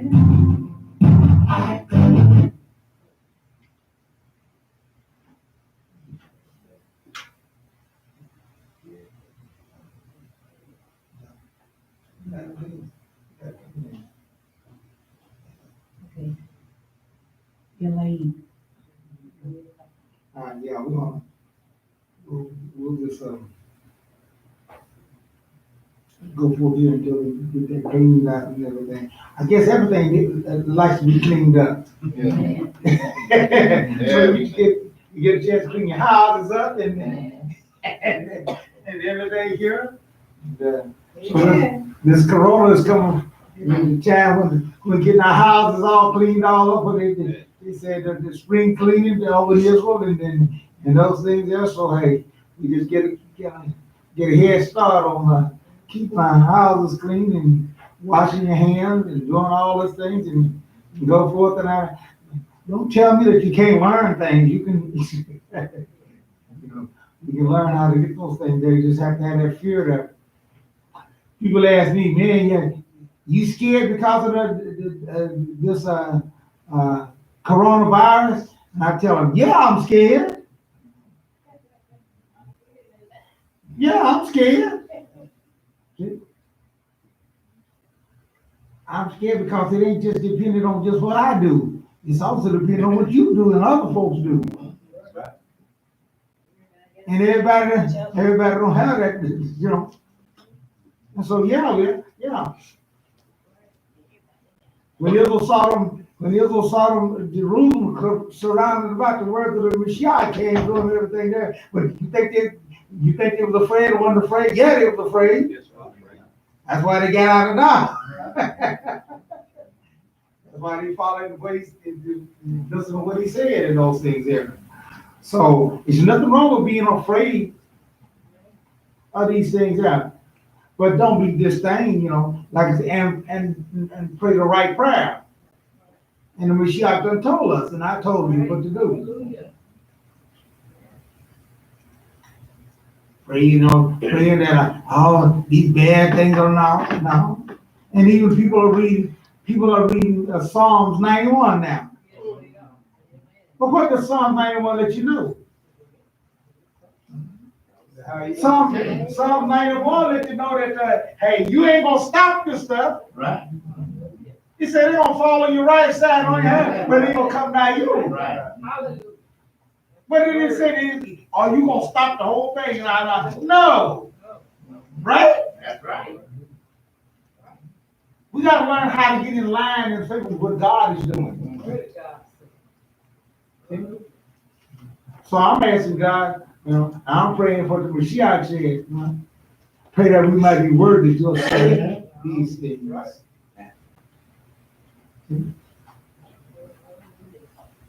God said, I'll deliver you out.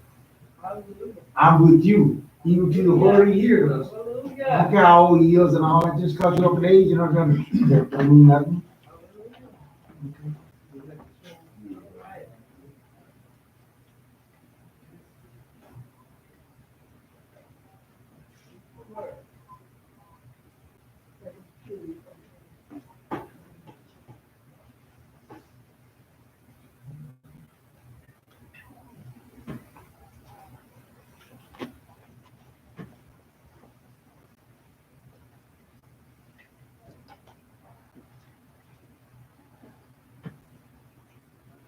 Sister Linda was telling me one time that when she first heard this song, she said it made it one of her favorite songs, and she just loved it.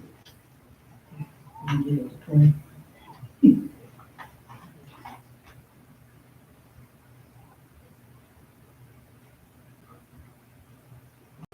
Played it home really good. Just a different player makes it.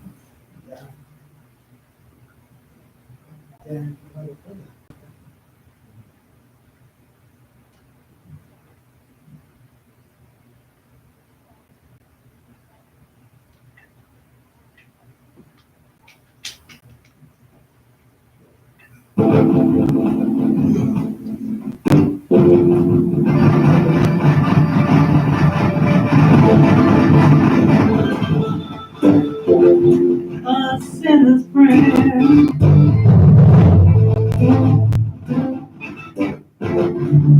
A sinner's prayer.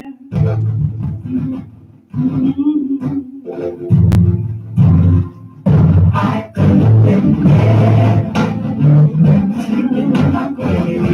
sleeping in my grave.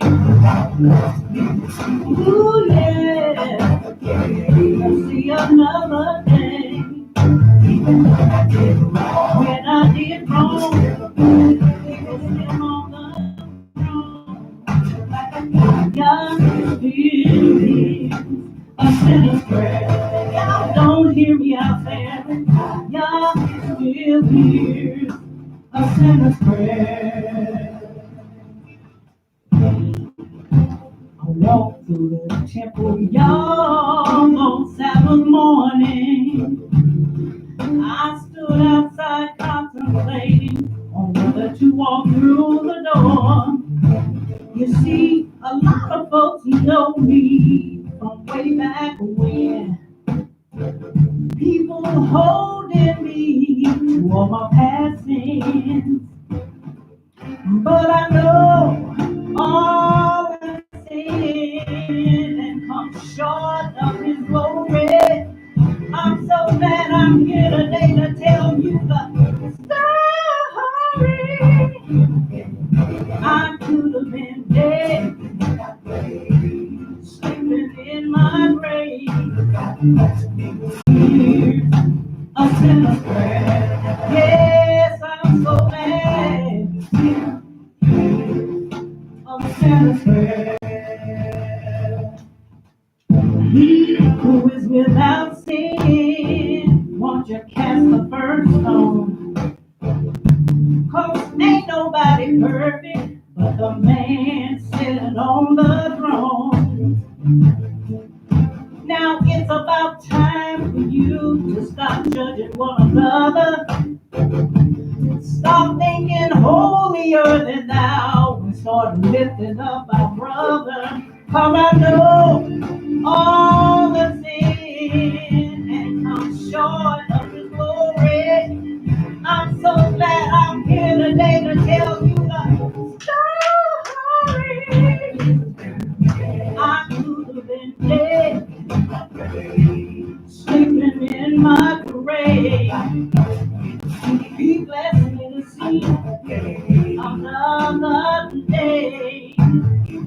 Even when I did wrong, He was still on the throne. God still hears a sinner's prayer. Y'all don't hear me out there. God still hears a sinner's prayer. Our Father in heaven, yeah, on earth as it is in heaven. Now give us this day our daily bread, and forgive us our debts as we forgive our debtors. Lead us not into temptation, but deliver us from evil. For thine is the kingdom, the power, and the glory forever and ever.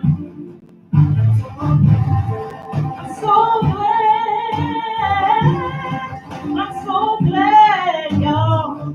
I'm so glad that God hears us in prayer. Yeah, yeah. I'm so glad, thank you, Father. I'm so glad for you to hear my prayer. So glad He hears us in prayer. Yeah, yeah, yeah. I'm so glad. Amen.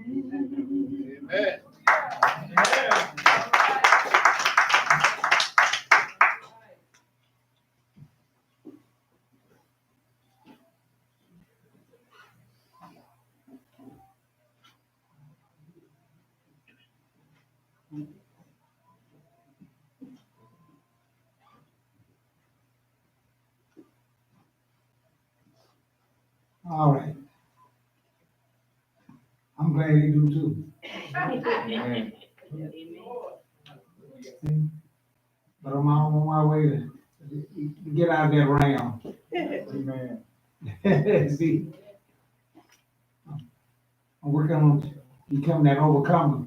Amen. Ain't made it yet though. Right. None of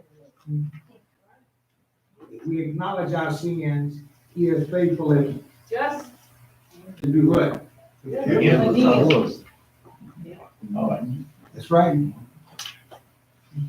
So, a little bit more working on it.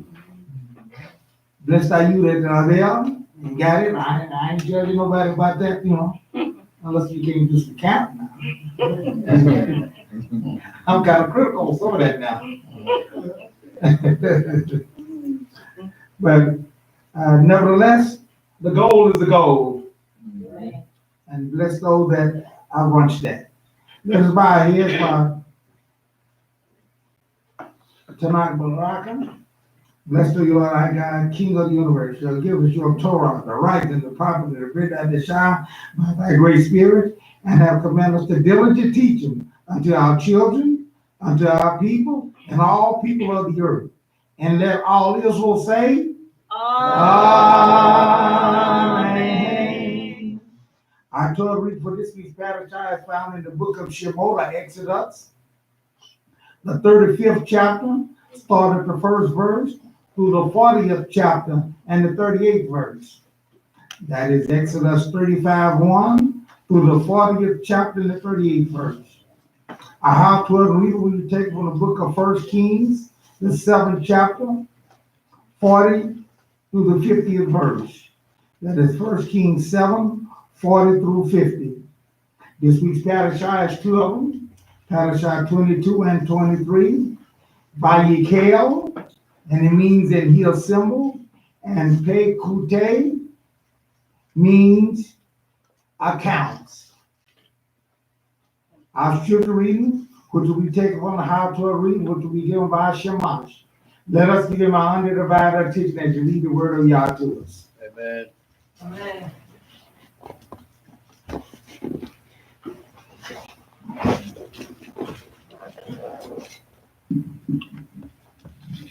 Shabbat shalom.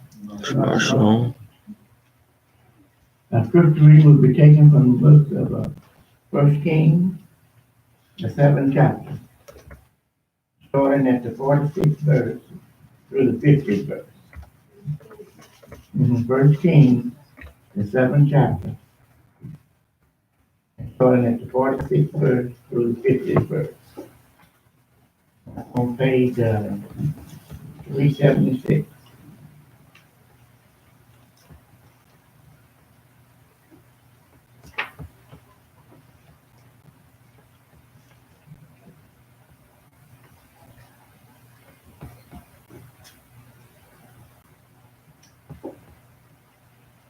The king cast them in the plain of the Jordan in the clay front between Sukkot and Kazaran. Shlomo did not weigh any of these objects because there were so many of them. Thus the total weight of the bronze could not be determined.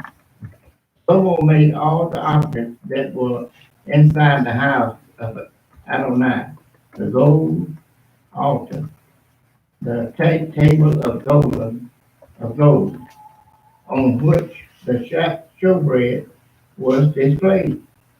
The menorah 5 on the right and 5 on the left, in front of the sanctuary, of pure gold, the flower lamp and the tongues of gold, the cups, the stuffers, brazen, incense, pans, and fire pans of pure gold, and the hinges of gold, both those of the doors of the inner house, the especially holy place, and those for the doors of the house, that is of the temple.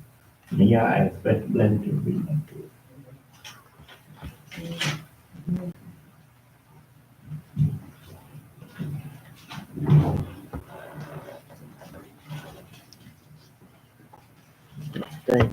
As we read in the Word, how those things go forth.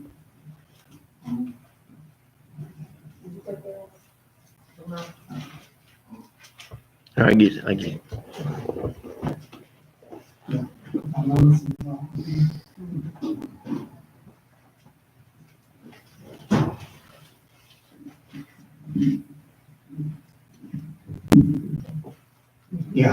Yeah, that's it. Gotta get stuff right. That's what we're gonna talk about here. You want things to work out right, you gotta get things right. See, and if it ain't, it just ain't gonna work out. And so, you see, that's the way it is here. And, I'm here, my task is to try to get people right with, in the right perspective with God, you know. And, our God's a big God. And he reigns over whole, you know. And when we start, depends on what kind of realm you wanna look at it, man. This earth is just a footstool. See, we can talk about a whole different other realm of what's dealing with it. When it comes to our salvation, you know what realm you want us to understand that? Father. Father. That's what realm you want us to understand. Okay? Father. Son coming out. Avinu. Our Father. So all these things are for us to centralize ourselves on, and at the time that these things are needed, and at the time these things will go forth, is very central and very important. Matter of fact, this is the time that we're doing here now. Yah brought the children of Israel, our ancestors, out of Egypt. They had a time to go down there, they had a time to be in there, now is the time to come forth out. But all of this, that wasn't the end result of God dealing with us to bring us out of Egypt. See? There are folks that thought that was the end of it. I was saying, no. We were still a long way from the end result of what God wanted. And still today, we still a long ways from the end result of what God intended and has promised. Time does not matter to our God, dear folks, like what we think. That's right. And what we want to do, he want to get us in the line where we can get into that same realm of time and everything there, where then we can flow through. And that's what I want. I keep telling you, God is still working out his promise to Abraham. Yeah, but that was years ago, and he's dead and gone and all that stuff. Hey, and he's still working out his promise to you. Right. Some of the things that he fulfilled and all those things there, but the others. Therefore, we got to understand how God is on that end there. and appreciate and go forth on those things. Everything that God did for mankind and all things that is for our good. You can look at things on the bad side and all that, but it's for our good. I saw the one guy and he said, hey, ain't God the one that allowed Satan and we wouldn't have no Satan if it wasn't for God. Is that true? Is that true? No. What you done, no, you didn't know it. Of course it's true, right? Otherwise we could be our own self. We say everything springs from God. The character of Satan, See? he created him a cherubim, but not a Satan adversary. He didn't create that, but he did create it as a cherubim. Yeah. He got to be big. Yeah, but it works in God's favor. Yeah. Get to be big. It works in God's favor for him to be that way. Otherwise, how would you be tested? How would you know what's going on? How would you know that these things, how would those things that come about? I still say that if Eve had not been deceived, she still have been around here and said that we'd be a whole different scenario of things that's going on. Had she not been deceived. And it took Satan to do that. So all this is part of God's plan. And this is why I said, dear folks, pray that you be on the good side. Understand where I'm coming from here now. Yeah. And we got to start looking at our God. That's what I say. He's in all perspectives. People say, oh, all the good stuff, all of that, that's God. And then all the bad stuff ain't God. No, all of it is God.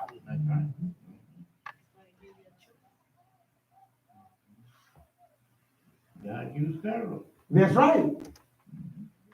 And God used the Egyptians and Pharaoh. He used it for a good thing when it first went down there, and then for a terrible thing after. Right.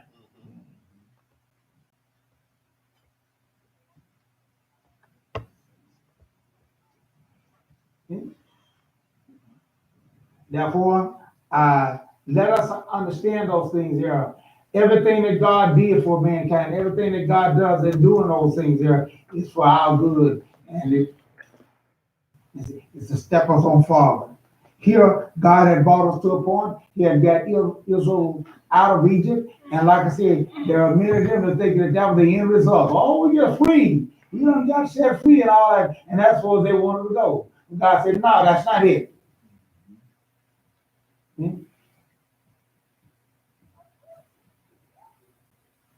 There are people that wants this whole system of things to change and everything there, and then they think they just go sit back in there and don't have nothing to do.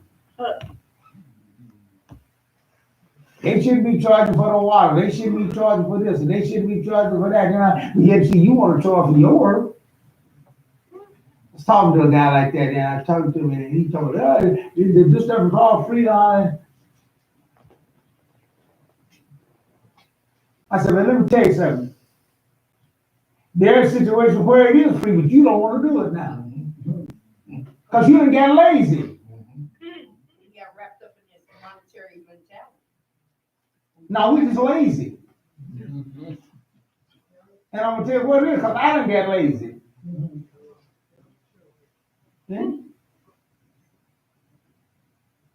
It's nice to go there, just turn the knob there and the water come out. See, y'all, people ain't accustomed where we had to do it. We had, right.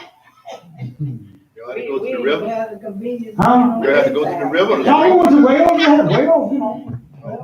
But you still got to draw the water out. See? They're gonna charge you for that, shop.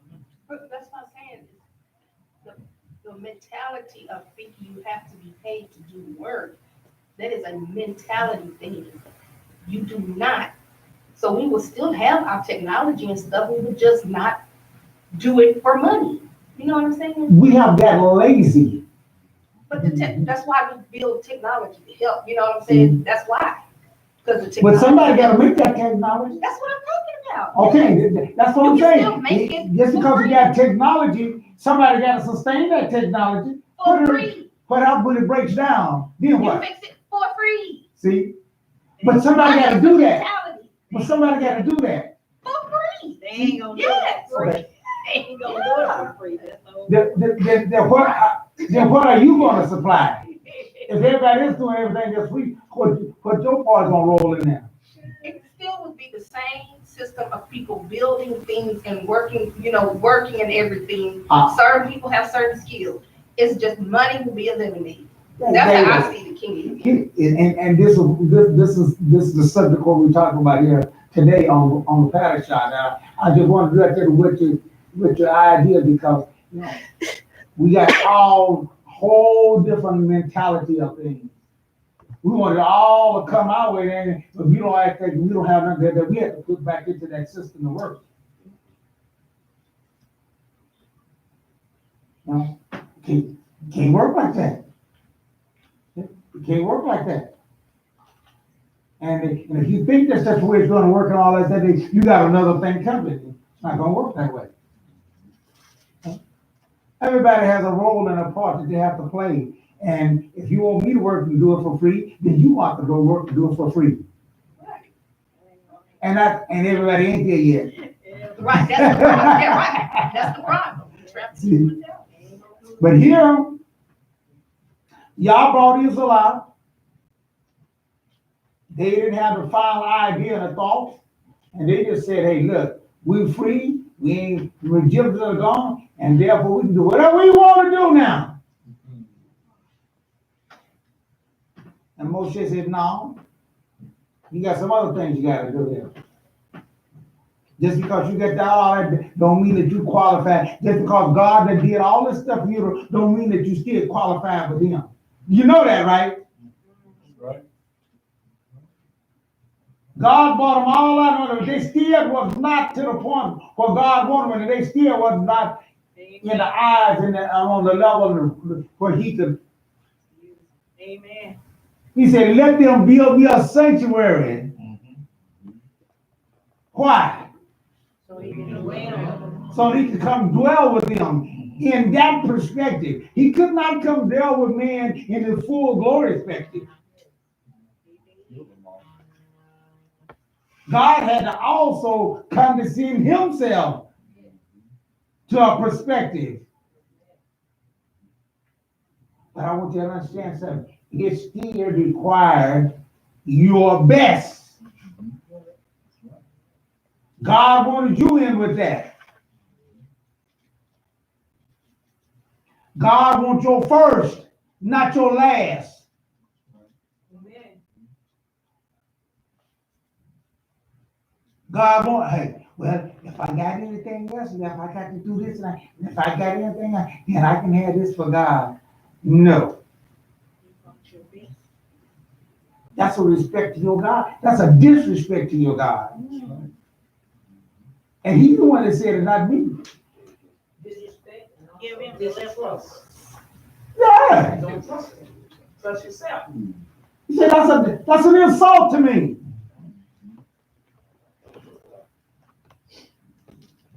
He said you wouldn't even treat your governors, you wouldn't treat your own folks that is men just like you wouldn't even treat them like that. You said, I'm your God, and this how you treat me?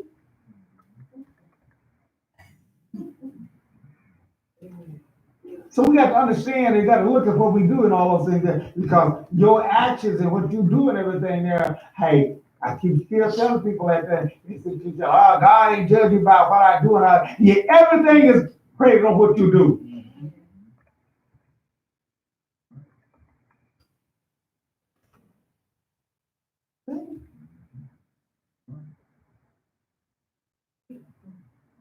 It's predicated on that.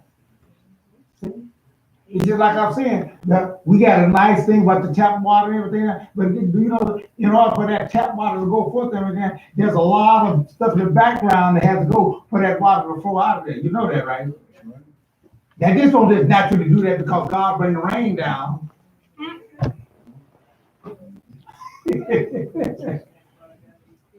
Well, we used to get that, now we didn't get that free stuff, and then we played, and we had barrels out there that we caught them in.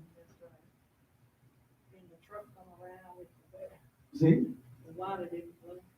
And then, all right, then we had guys, paid guys that went to go, he went to the place, he got the water and stuff, they had to bring it to our house and all the barrels and that.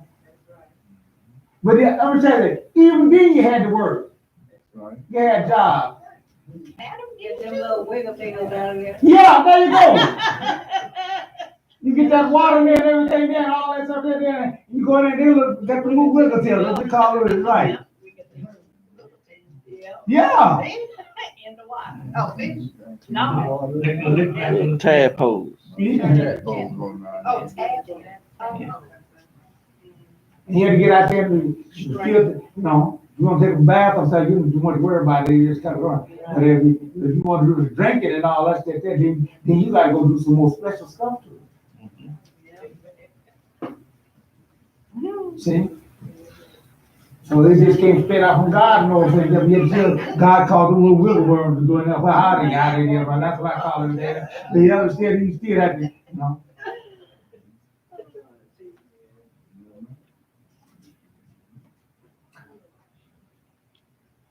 God made us because he know how we are. When he planted that garden and everything, he had a nice situation there, but he put him in there for the work, to be a gardener. and he didn't do it for no money. See? Yeah. But he had to work. Everything was supplied, but he had to work for it. See? Psalms, we go to Exodus 35, 1 through 10. God was telling them to make him a sanctuary that he might come and dwell among us. Do we feel like that's important? Yes. But we can say God is everywhere, so he can be. Why did he call them, and why did he want them to build a sanctuary? So we can We can dwell. See? dwell with my head.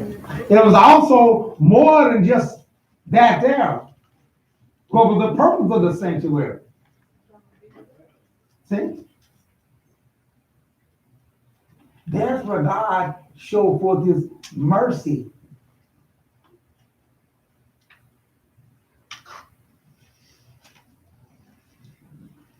God had tried that experience with us to talk to us all at one time, but we that didn't work. Oh, no. Why didn't it work? We ran. Huh? We ran, we were so. That's right, because of us. What do you call that? It wasn't no fault on him. Hey, he wasn't ready for that. He wasn't. And we recognized once he started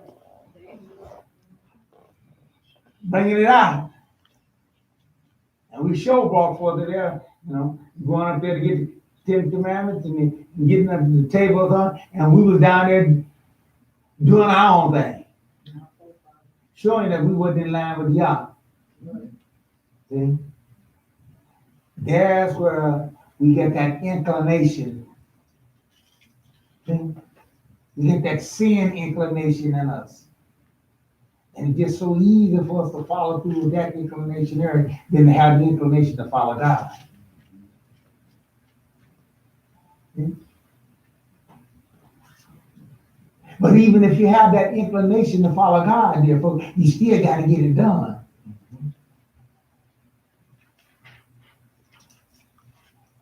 There are a lot of people got good intents. And maybe I said a different word so you can understand what I'm talking about.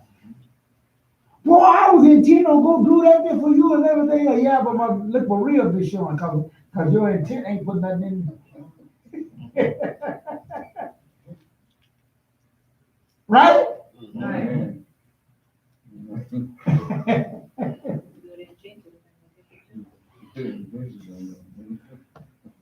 Man, I was intent on bringing that medicine over to you, man, because I know your tooth was hurting up there, but I got busy doing something else. I didn't get a chance to do it. Hey, that ain't stopping that pain from hurting.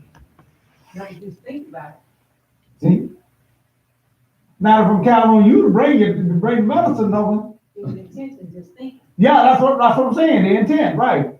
So we gotta get past that. I mean, And sometimes people do have good intent to do things. I mean, They really do. But I tell them, hey, man, I need some money to go pay my bill.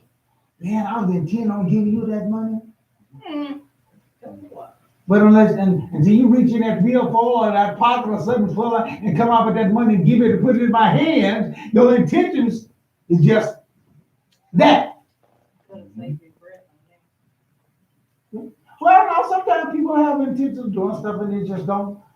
So we gotta get to the point where we match up, our action match up with our intention. That's what I'm trying to get to. For it to work, for it to be significant. If you sitting over there holding somebody say, I was intending on fixing you down. Didn't get around to get it done. But I sure was. You know my mind, I sure was thinking about that there. In the meantime, I'm there to start, like I said, ribs showing.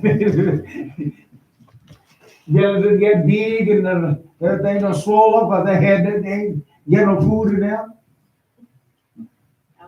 I was looking on the line of what you said one time when somebody owed you some money. I was looking at it the wrong way, and they said, they gonna pay you back a certain time, and then just because they couldn't get a hold to you, the money, they spent it. But this is kind of a little different. Yeah, right. Man, he come that day and I couldn't get hold of you. That's what he said.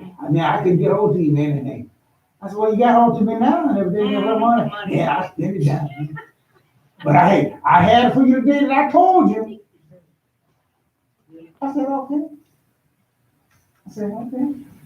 That's the way you want to do it?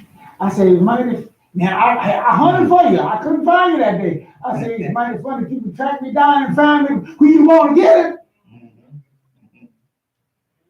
I said, how many places you look for me? Well, I just went by your house. I said, yeah, that time when you looking for me, because you wanted to get the money, you didn't stop just by going by the house. And you was calling and asking everybody else and asking other folks. You heard from so, you know how to get to. But when you come back to pay me back and everything, I just tried that one.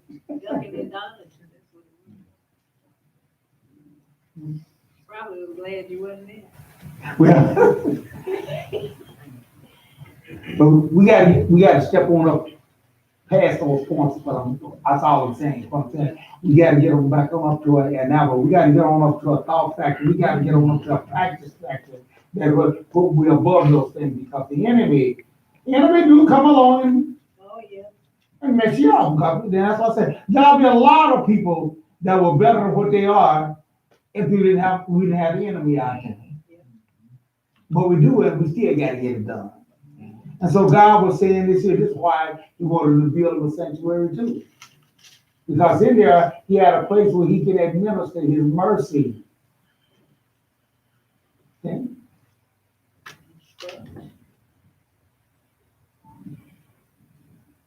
How you know the mercy that he was going in? Okay? The Bible even called it what? What was that part? What was that place that they had where the angel was had his wings on front and the crown on the top of the ark? What was that called? Mercy seat. Yeah. Mercy seat. I'm not trying to trick you in that. I'm not trying to do. I'm just saying, hey, it just, yeah. But you wouldn't have that mercy seat, you wouldn't have those things down unless they agreed to build that for him. And God asked them to join in. See? And y'all will give you credit for those things. See? So we start reading in Exodus 35, 1 through 10. Moshe assembled the whole community of the people of Israel and said to them, these are the things which Adonai has ordered you to do. All right. We don't like orders. Who was it that was giving orders? See? But who did they see? But why did they get upset with Moshe about it? See? They was the one that say put Moshe up to that position.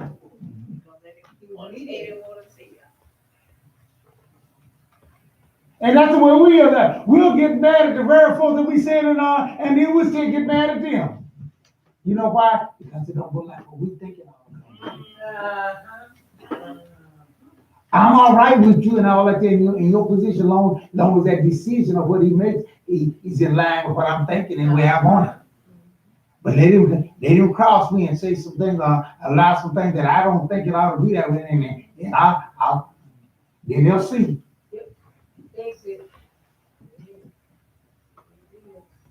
It just don't work that way. It don't work that way. Okay?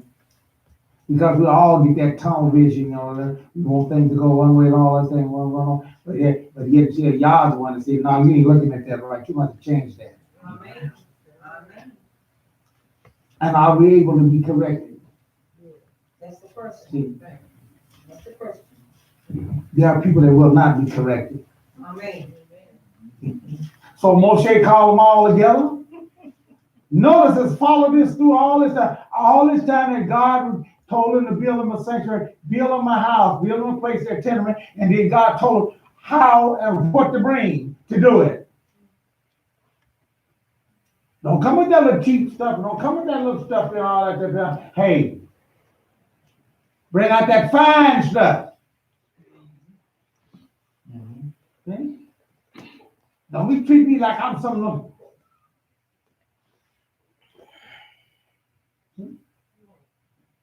Bring that gold, bring that silver, bring that fine silk, that linen, and all those things there.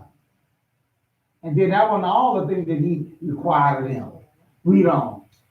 In 6 days, work is to be done, but the 7th day is to be a holy day for you, a Sabbath of complete rest in honor of Adonai.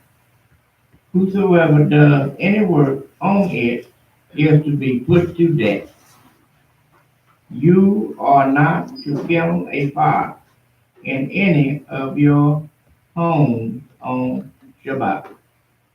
Some serious stuff. Mm-hmm. Now, why did God at this judgment here bring forth the stipulation and strengthen the stipulation about the Shabbat? Okay? Because let me tell you something, it's easy for us to get ourselves all mixed all up about these things here and get a contradiction of what the scriptures are saying. It's easy for us to do that. So Moshe was saying, yeah, to do this here, let there be a mistake, everything, but I also want to respect Shabbat. Well, we working for God, but we doing this and for God, and we doing it. Everything can be attributed to you doing it for God. You going, and people throw that up. Hey, if I don't work, hey, I work. Unless I be an infidel, I'm worse than an infidel if I don't work and take care of my family and everything. Therefore, I'm following what God said, doing everything there. And therefore, if they say I got to work on the Shabbat, I got to do it. You see how folks get that way? And I read so many of them do that. So God will lay out all those things to him, but he said, look, I still want you to understand about the Sabbath. It's my time that I've set aside. And that's why I keep telling folks, it's not the Sabbath because of what I do. It ain't the Sabbath because of what the branch of Jerusalem do. Right? We all understand that, right? Mm-hmm. Why is it the Sabbath? Yeah. That's what Yah did.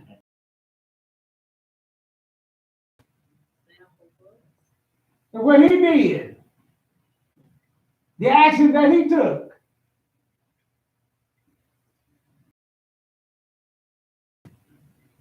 And there are people who,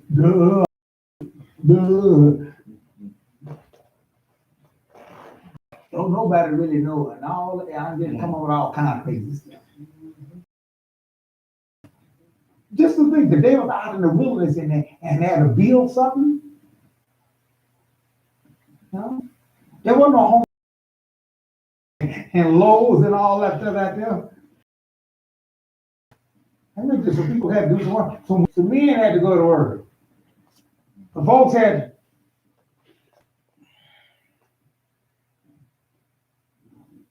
we said for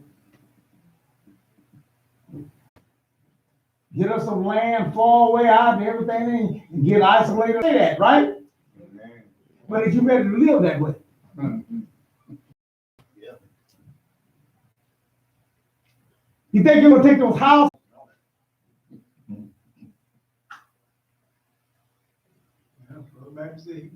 Well, yeah, I come from that. That don't bother me. But all I'm saying is that there's a lot, there's a lot of things, that is different, those things there. That it sounds good and when people project that they're gonna have this other stuff to go along with it and all that. That way, I ain't gonna, I'll survive. Yeah. Yeah. But all I'm saying is that you gotta keep these things in mind when you want to go. He's selling his house and moving, I guess, on the other side of Barnesville or somewhere, on an Indian reservation. Ah, okay. So he said he had built them. Yeah, running water. Hmm? Yeah, running water. I don't think. They don't pay no taxes on that. Right. That's what he's trying to get away from, Yeah. Yeah. You gonna pay for it in the winter though. All these things has its advantage and it has its disadvantage, and that's the thing that I'm going for here. So God had brought them out of the land of Egypt and brought them forth to the north and gave them that, but yet still they see it. So he said, you gotta honor my Shabbat. Honor that. All this work is gonna be required of him, but yet still you got to honor my Shabbat. Because that keeps you in a perspective of understanding the relationship that we work at here and how things go forward. So after he informed them those things here, then he told them let them build their sanctuary and let them do those things because the Shabbat is one of the most often things that you get to follow through to be a follower of him. A lot of these other things that you require, it takes a longer time for those things to have to go forth. But the Shabbat is once a week. See? Once a week. And therefore, we have to make a decision in those things there. And he claimed that it's his time. Amen. So this is what he was getting over to them. Israel, I want you to get busy doing those things here. And what did Israel do? What did they do? Start at the 21st verse. We're going to start reading the 21st verse of the same chapter. Exodus 35. And they came, everyone whose heart stirred him, and everyone whose spirit made him willing, and brought Adonai offering for the work on the tent of meeting. Now notice this. Didn't know that later on, God, that Moshe was going to give them the credit for what they did and those things there. And there's a lot of things there. But he said, I want you to do these things because of that there. But they got credit. Israel got good credit. Now, a lot of times we blast about Israel, but there's some good things that Israel did too. And they got it done. But it was only them who willingly heart. There was a lot of them who didn't have that willing heart. And God said, I ain't worried about them. Because I got another avenue for them. See, you choose your avenue what you want. Whether you know it or not. You choose your avenue. Right. If you ain't happy and want to part with sharing it, then you'll reach the other part will be not being amongst you. And then you get a chance to see what's the difference between the two. See? Therefore, those that willingly did, and thank goodness there was enough willing to do it. And read on, let's see what happened. For the service in it, and for the holy garment. Both men and women came, as many as had willing hearts. They brought nose rings, earrings, signet rings, belts, all kinds of gold jewelry. Everyone bringing an offering of gold to Adonai. Yeah. It costs. Oh, God don't cost us nothing. Yes, He do. Mhm. Where we get that idea that God don't cost us nothing? Where do we find that at? I tell you what, because I thought at one time too that's the way it was. When we listen to all these other folks. That's it. But more and more I read the story, more and more I read it, yes, it costs you something, and it still costs you something for your salvation. Amen. Stop letting people lie to you and tell you it. Everything's free.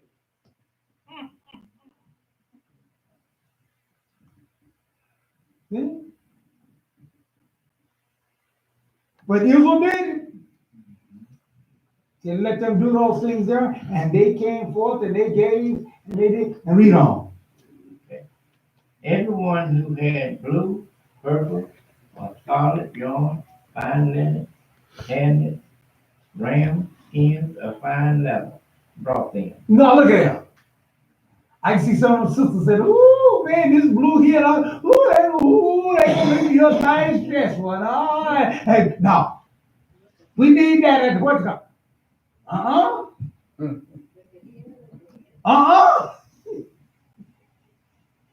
It's mine. You ain't getting that for hey. Oh, yeah. I tell you what, after I get my dress made and everything, if I got some more pieces left, or I got to, then I'll bring that to you. Then Leftover second. I give you the ribbon that don't say that, but hey, I spotted that out a long time ago. That's gonna be my woo. Change your man. I'm gonna turn some heads when they see that.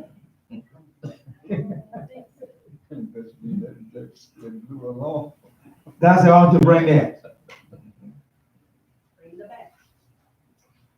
You know, these things sound comfortable and everything there, but people, man, people's hearts get hard against those things there. Amen.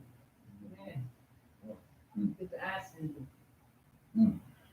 You fall in love with those things in there, and God just might be the very thing that God asked you for. You will.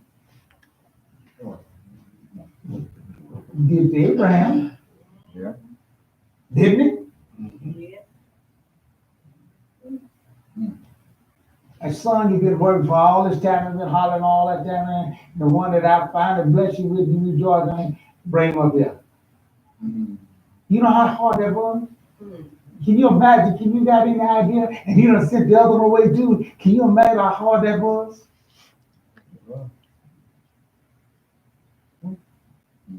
But that's our God.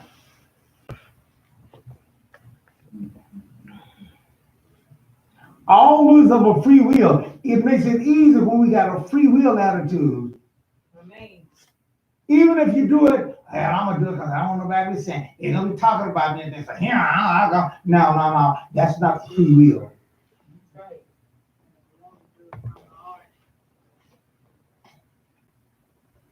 And that's why I said about the heart.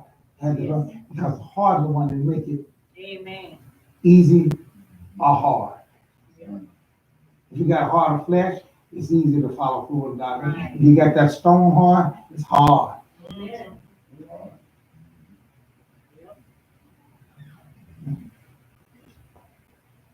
I'll go and do it, but and then you first little thing comes, you ready to complain about it. You ready to do it? No. Therefore, he says, those of a willing heart Has God changed from that? No. He said murmuring and all these things. God didn't like that. Don't like that. All of a sudden now he likes it. No, I am the Lord, I change not. So now we got to start looking at our attitude. We got to start looking at our ways. We got to start looking at our temperament. We got to start looking at a lot of things. What's truly motivating you? Is it what truly motivated them? But they saw the necessity and the importance of having God come and dwell among them. Very important. And if that's not important to you and those things there, naturally it's going to constitute how you share in with what God wants us to do. As I say, God don't have to have us to do those things there, but he does because that's why I go to share in with it. See? So, what it is to do, all of them that were free hearted and all that, they bought and they gave. And they bought exactly what Moshe said do. And that's why do you think Moshe asked for the certain things? See? Because I want you to understand that, because that's what God told him that's what he wanted.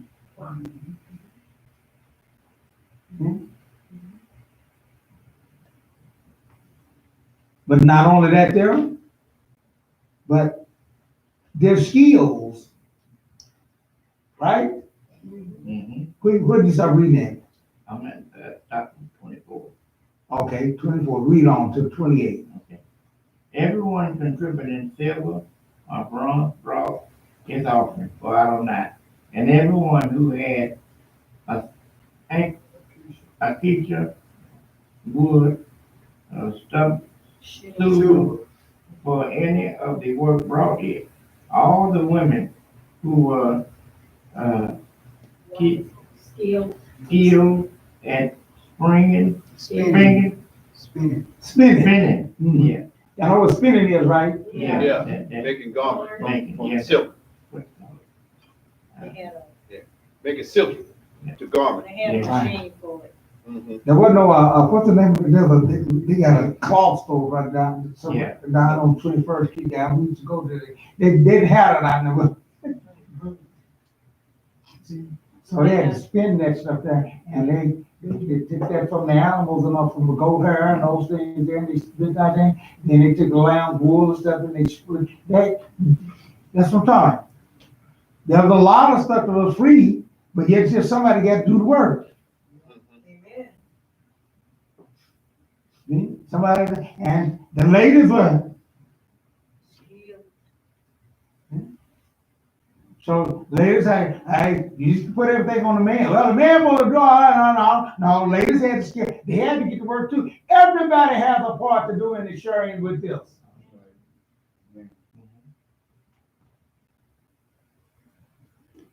Read on. It said, all the women who were skilled at spinning got to work and brought what they had spun, the blue, purple, and scarlet yarn, and the fine linen. Likewise, the women whose heart stirred them to use their skill spun the goat's hair, and the leaders brought the oxen stones, and the stones to be set for the ritual vest, and the breastplate, and spices, and the oil for the light, for the anointing oil, and for the fragrant incense. Thus every man and woman of the people of Israel, whose heart impelled them to contribute it to any of the work Adonai had ordered, though through Moshe brought it to Adonai as a voluntary offering. Now I want you to understand something. People say, well, I'm giving this to God. How do you give it to God? I'm giving this to God. How do you do it? God told him how to do it then. How do you do it now? He was a spirit then too. Right. I want you to say, he ain't changed that. He was a spirit then. So how do you give it to him? You give it to the priesthood. say you give it to the Kohanim. That's who you give it to. And then you give it to Yah. You do that. How do you do it now? You give it the same way. You give it to the Kohanim. You're still giving it to Yah. Moshe was not a Kohanim. Well. You know that? Y'all know that, right? Right. Moshe wasn't no Kohanim. Yeah. I'm trying to get you to understand that we give it to God's man. Right. Right. But whoever the priest is standing in We don't get this thing here. You gotta be a this, you gotta be a that, you gotta be a that there. Moshe wasn't a Kohen, even though he came from the Levite. You know what I'm saying? But he was not a Kohen. Brother Aaron was.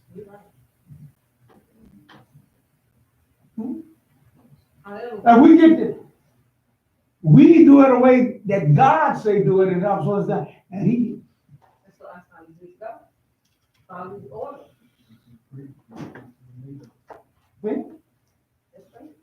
God always chooses someone to do. Yeah, that's a thing that goes along with position in those things there.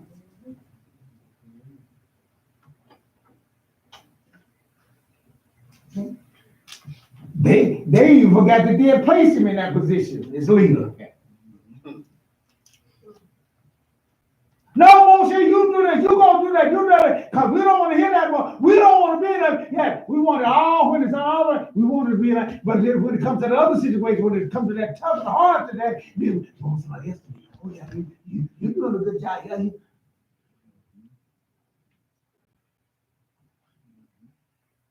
They gave it to Moshe. They brought it to Moshe. And Moshe asked them, hey, bring it out. I need some purple. I need some of that blue right there. I saw some of that fine. I want that there. Bring that gold, brother. And that's what they did. And they brought it to Moshe.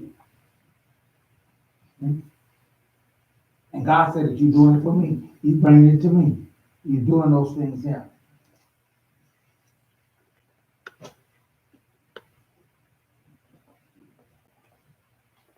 The work that they did, where did they do the work at? And I want you to understand something. They did not do the work in their ideas of what they wanted to do. You know that, right? They had the skills in their but Moshe was going to told them how to make those curtains. Right. Moshe told them the length and what the, I think it just looks beautiful if I did that. And everybody run off for their own self and make it something. That would have been the best way. Yes.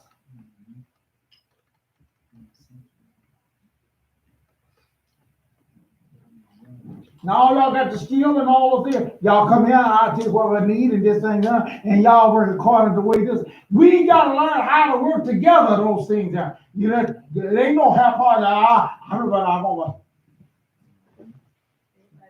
Yeah. I heard the word skill. So if sister say, well, I want help, and she ain't got no skills. No, that's all right, sister. She can learn. No, I'm saying he was telling them to bring the skilled women to do this thing. This thing you can't just try to learn on this thing here. This thing was something you just can't learn on here. This one. But everybody have their part. Well, you had their part, but I was going to say that. But there was people that had to have skill. Everybody didn't have the same skill. And that just means that you didn't have the same, but it didn't place you above somebody else and make you more special and all that. That's the point I want us to give. We all have a part to play. Correct. For the person that strings and electronics for us to do those things there, for us to make the broadcast and to do those things there, and to the person that comes in here and clean up.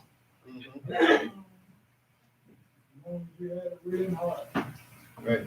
Okay. And especially now, even more so now, their position done kind of elevated above some other stuff now. Right? Our cleanup people. Because of a lot of y'all, a lot of us, we didn't think that, because I made mention about some things that we need to kind of tighten up around here because of the coronavirus and everything. And she said, hey, I got that done. We got those that work and do those things, yeah, and they. So when you come in, you sit down and everything, you feel pretty good, you know, that, hey, you're in an environment, everything there that already practiced that all ahead of time. Somebody got to do the work, you know, God ain't performing no miracles.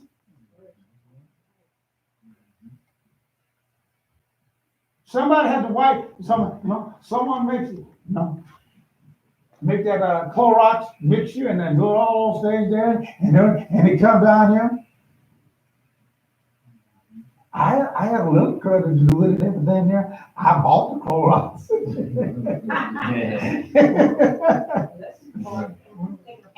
I went to the store and got it and say, hey, I got it. So I played my part in it. But there's some other folks out saying, y'all, that's you here. Right? Right.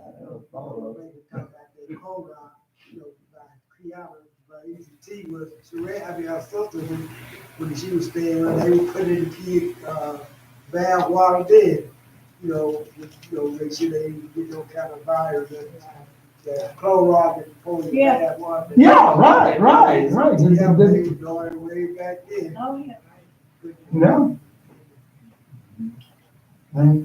They did it in the dishwasher, then I was washing the dishes and all of that, and we're putting it on. Hey, and now that's what they tell you to do now. People are getting into the habit of doing it now because they're scared.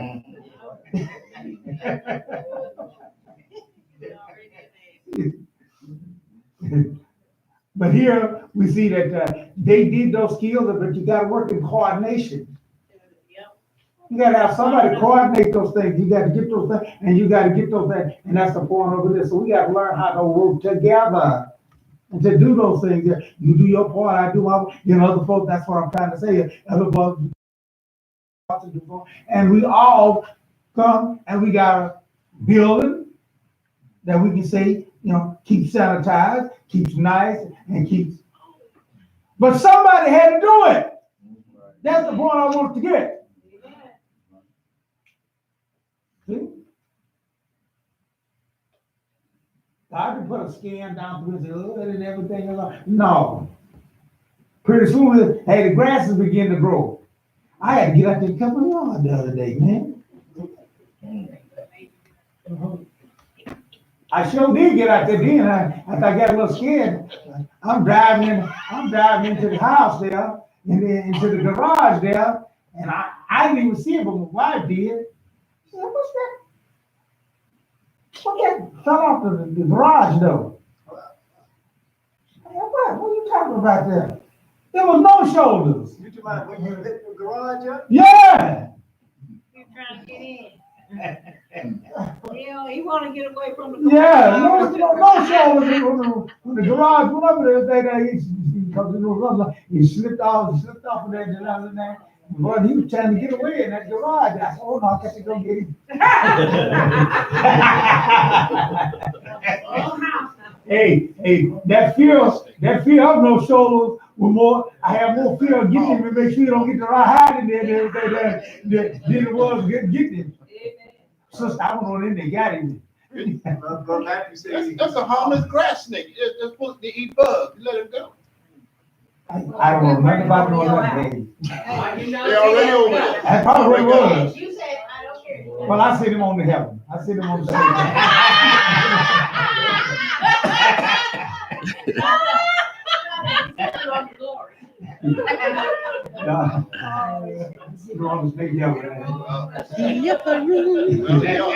Y'all don't write him. Don't write him for your activists over there.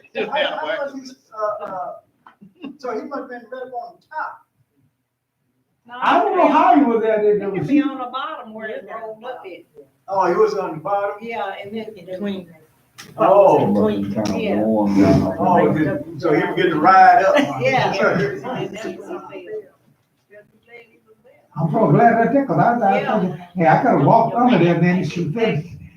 Hey, and he slipped on my back. I said, well, they showed us some damn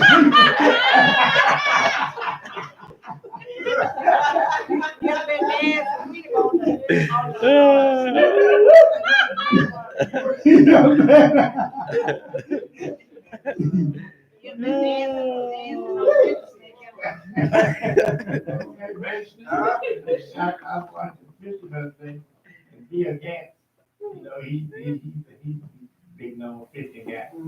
Boy, he just fishing and he throw his reel up in the tree. He said, boy, I've been fishing for 15 years and I ain't never did nothing like this. Boy, so he was just working with it, trying to get it down, pulling on it. So he finally got it down and then he sat down in the chair. Boy, about 10 seconds later, about a 7-foot moccasin fell out the tree. I done jumped down in the water. Boy, you should have seen that old man. His hook probably got hooked on him. See, I heard someone else saying something about a snake falling out of the tree. I said, I don't be fishing by no tree. It's badness. But you know, these are the things that go forth and all those things so we got to be ready to, hey, to go forth and to move forward in those things there and to get it done. See, and here, they use their special skills, but they had to do it under the operation of Moshe. They just can't go out and, I'm doing it for the Lord. No. The Lord got a specific step right there. You want things to go forth and everything. You just need to come out there. Well, I'm just, me and the Lord is doing this here. No, we got to understand those things there. It's just like Elvac said, and you know,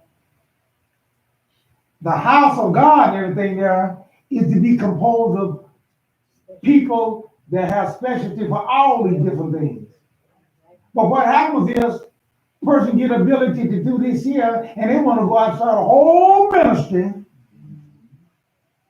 and get all that and start a whole new everything on healing. Healing is good, but it's supposed to be a part of the whole house.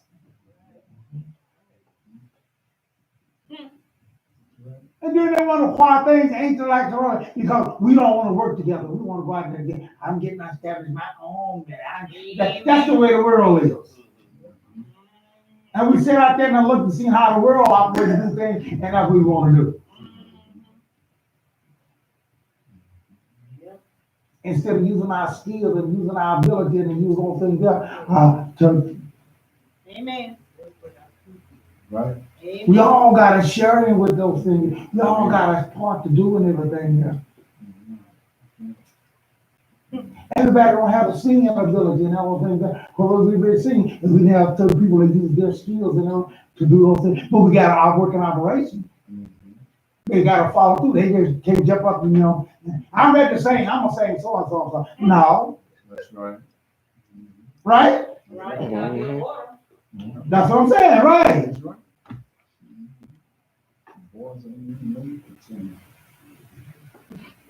Well, there's an order and there's a fun that has to go along.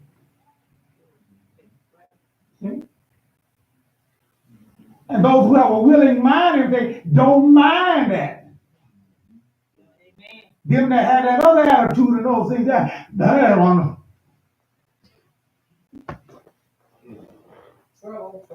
We got to learn how to work together, there, but that's what I'm trying to talk about. That's what it's talking about here. Now, let's go to the Exodus 36th chapter. Start reading the first verse here. We're going to get this on over here.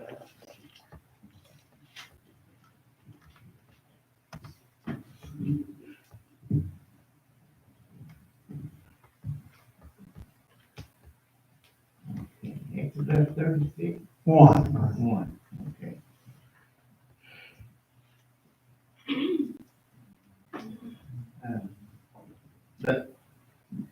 Vayak'hel and Haftorah,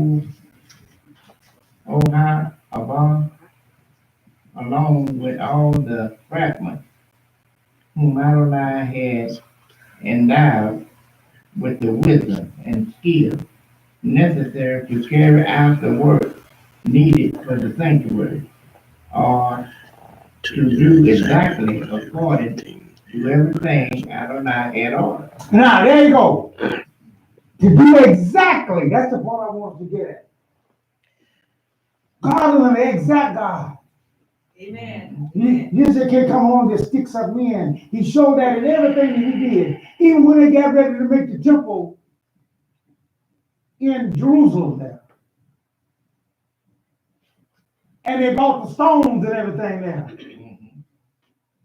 That was one of the reasons why he said, now, you ain't do no chiseling and stuff here on the site.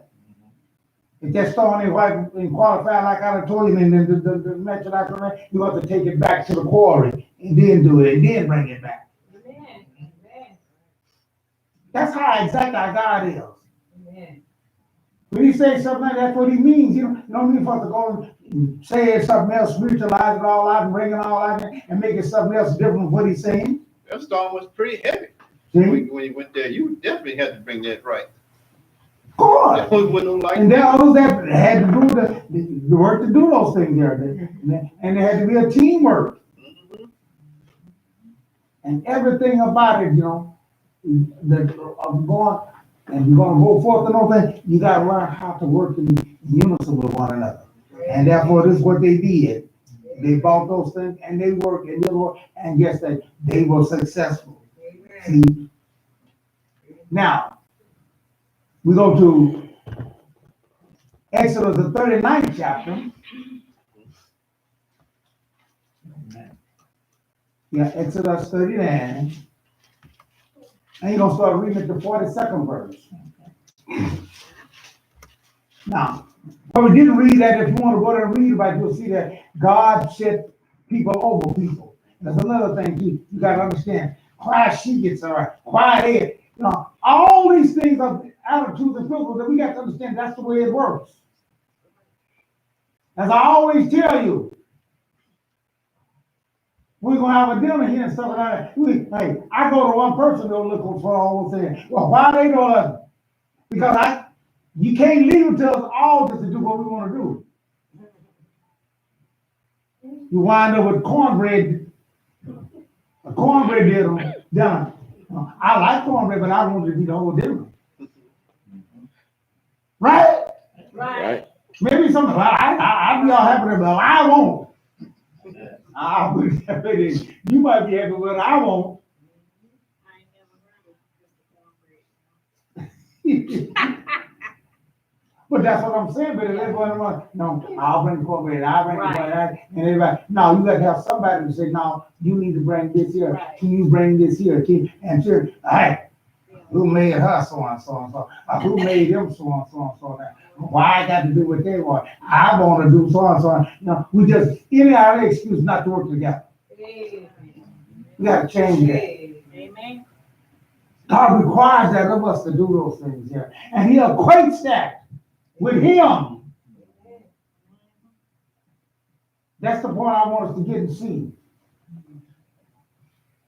So you go back there to, we're not going to, we'll skip on that, but you go back to 36 and in those chapters there, and you'll see that God put men over them. Yeah, they had the skill, but He still had men over them too.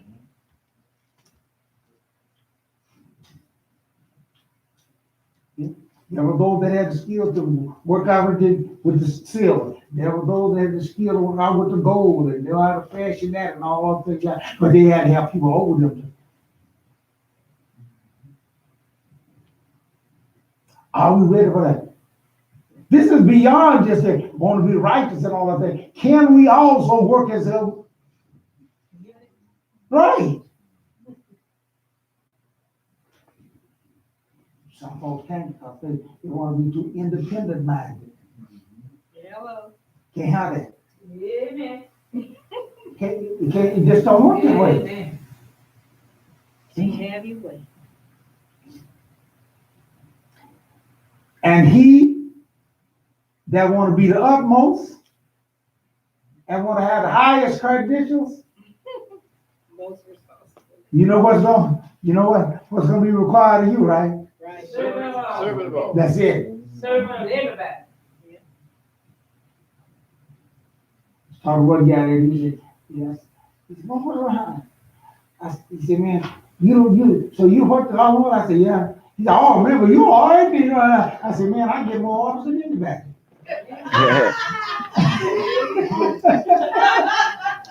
All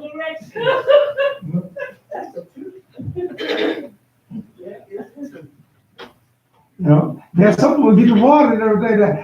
I remember, my brother over here, he had a chance to kind of, he hadn't been really going a lot to just to go out to get food and stuff on the place every day.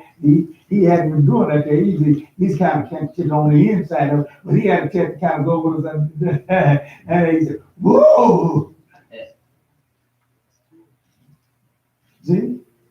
So that's what I'm saying. I'm tired of work. Yeah, right. He said, man, we've been going all day long. I said, oh yeah, That's normal. yeah, that's normal for me.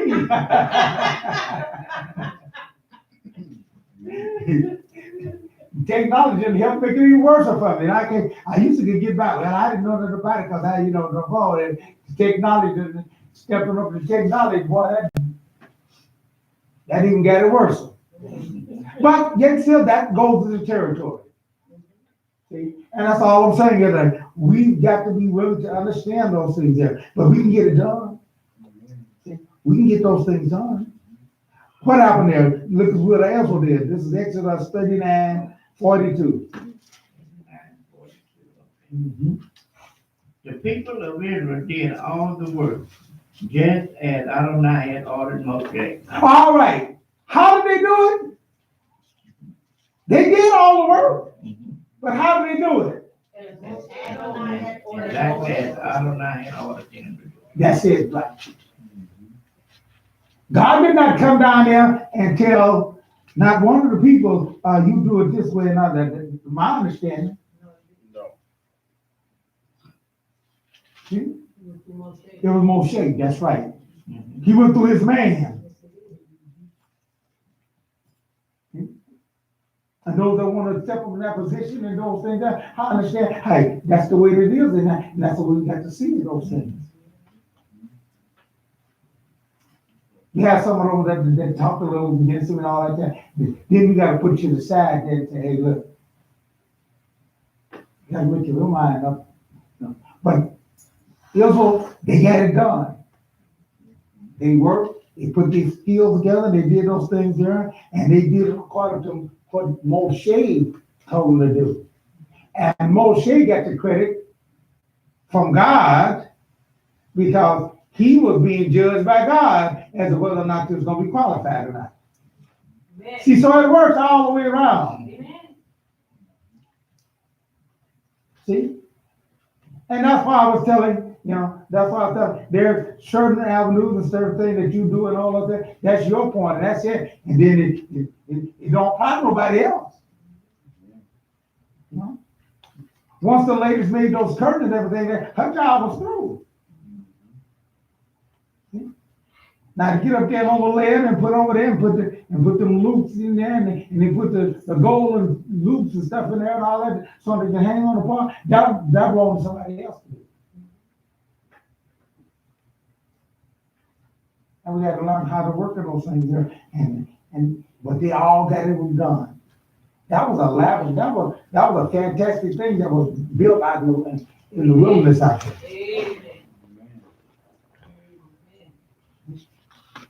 There was a Seventh-day Adventist group, I think it was, that they went around and had the sanctuary and everything there, had a diagram of it and all those things. Some of us went out there. Yes. Nice. Right. And they showed the, and that was nice. But that took a lot. Took a lot of work. A lot of work. Yep. A lot of work. Are we willing? But the scripture have told us in the last days it's gonna be hard for you to do that. You wanna know why? Love of themselves. And we're too busy. That's right, we're too busy doing our own thing. I got to do this and I got to do that. And you think you're the only person that got to do this and got to do that? See? We got to have some priority to those things. He said, and many of them, in the day of Noah, they were too busy to do everything and making fun and not doing anything. And that day came and carried them all away. He said it's going to be like the same way But the Israelites in the wilderness, they didn't have a lot to do. They didn't have TV, and they didn't have a lot of stuff. They didn't have a game show to go down to. And they, No bingo. yeah, No bingo. that's right. But they found out ways to have the joy now and the fun now. Yeah. Well, they got up and played. They played. Mhm. Wrong kind of play. No. They had games. They played. Oh, I thought you were talking about. No. Not the rebellious play. So read on, let's see what happened there. Moshe saw all the work, and that it was they had done it exactly as Adonai had ordered. They had done it, and Moshe blessed them. All right, and Moshe appreciated it. Don't. That's one thing about it. Your work and your effort and what you do will be appreciated. It might not be what you think it is, but hey, it's appreciated. I don't know about anybody else and everything, but hey, I appreciate coming to the place here and it's nice and clean. What about it, folks? Oh, yeah. Don't you appreciate that? Yeah. I know I do. Somebody had to do it done. Somebody had to get it done. Somebody had to do that work. So we have a group of folks here and all those things there that they do those things there, and we appreciate that. You know, I'll tell them all the time about those things there, but hey, you know. And they certainly don't do it all the time today because I pat them on the back, because I don't pat them on the back a lot. But they have a willingness and a desire of those things there because they understand the importance and why they're doing this work.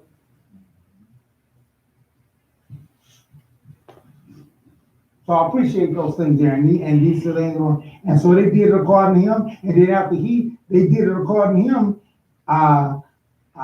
go to Exodus, the 40th chapter, and read the first, and start reading there at the first verse. Okay. Adonai said to Moshe, on the first day of the first month, you are to set up the tabernacle, the tent of meeting. Put in it the ark of the testimony, and conceal the ark with its curtain. Now I want you to understand something.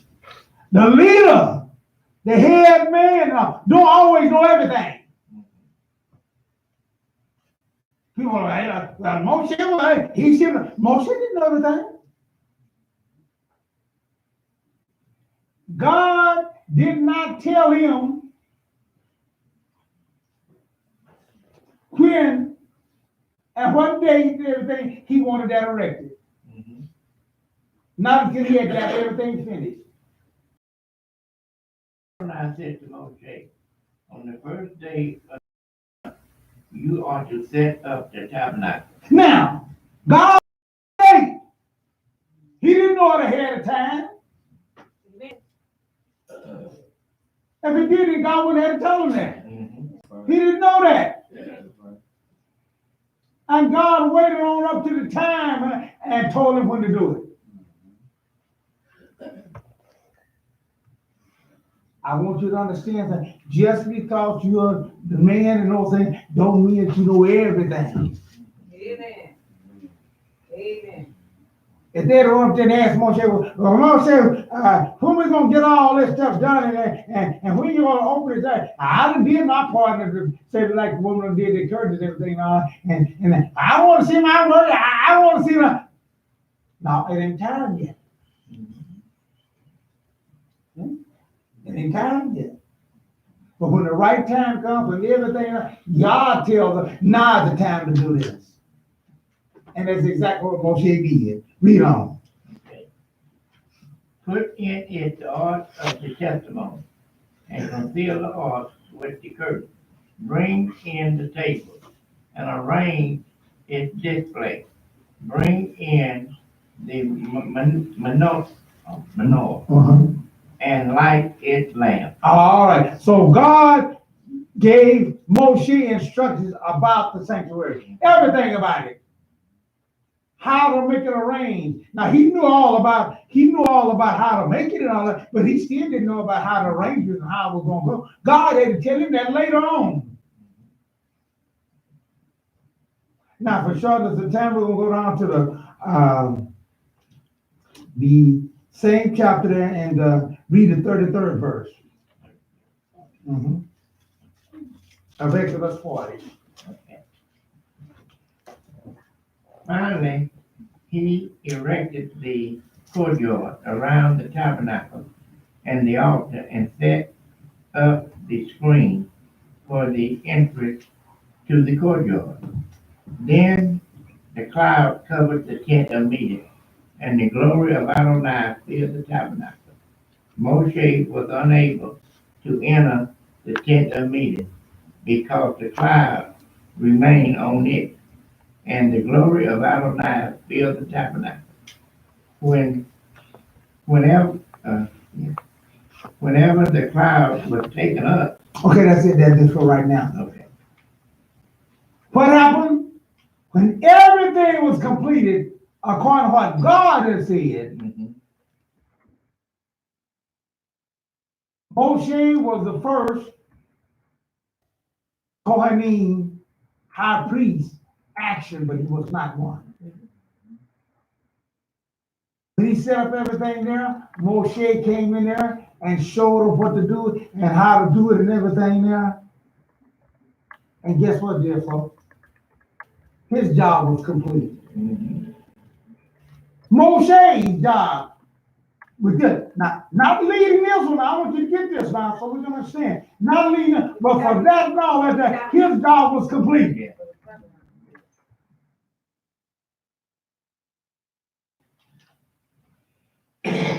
That was turned over to who? Aaron and his sons. Moshe was not allowed anymore to go into the holies of holies. You mean to tell me God's man? Do everything in order. In order. God, that's one. God has people's roles and all those things there, and we all got to function in those things there. Amen.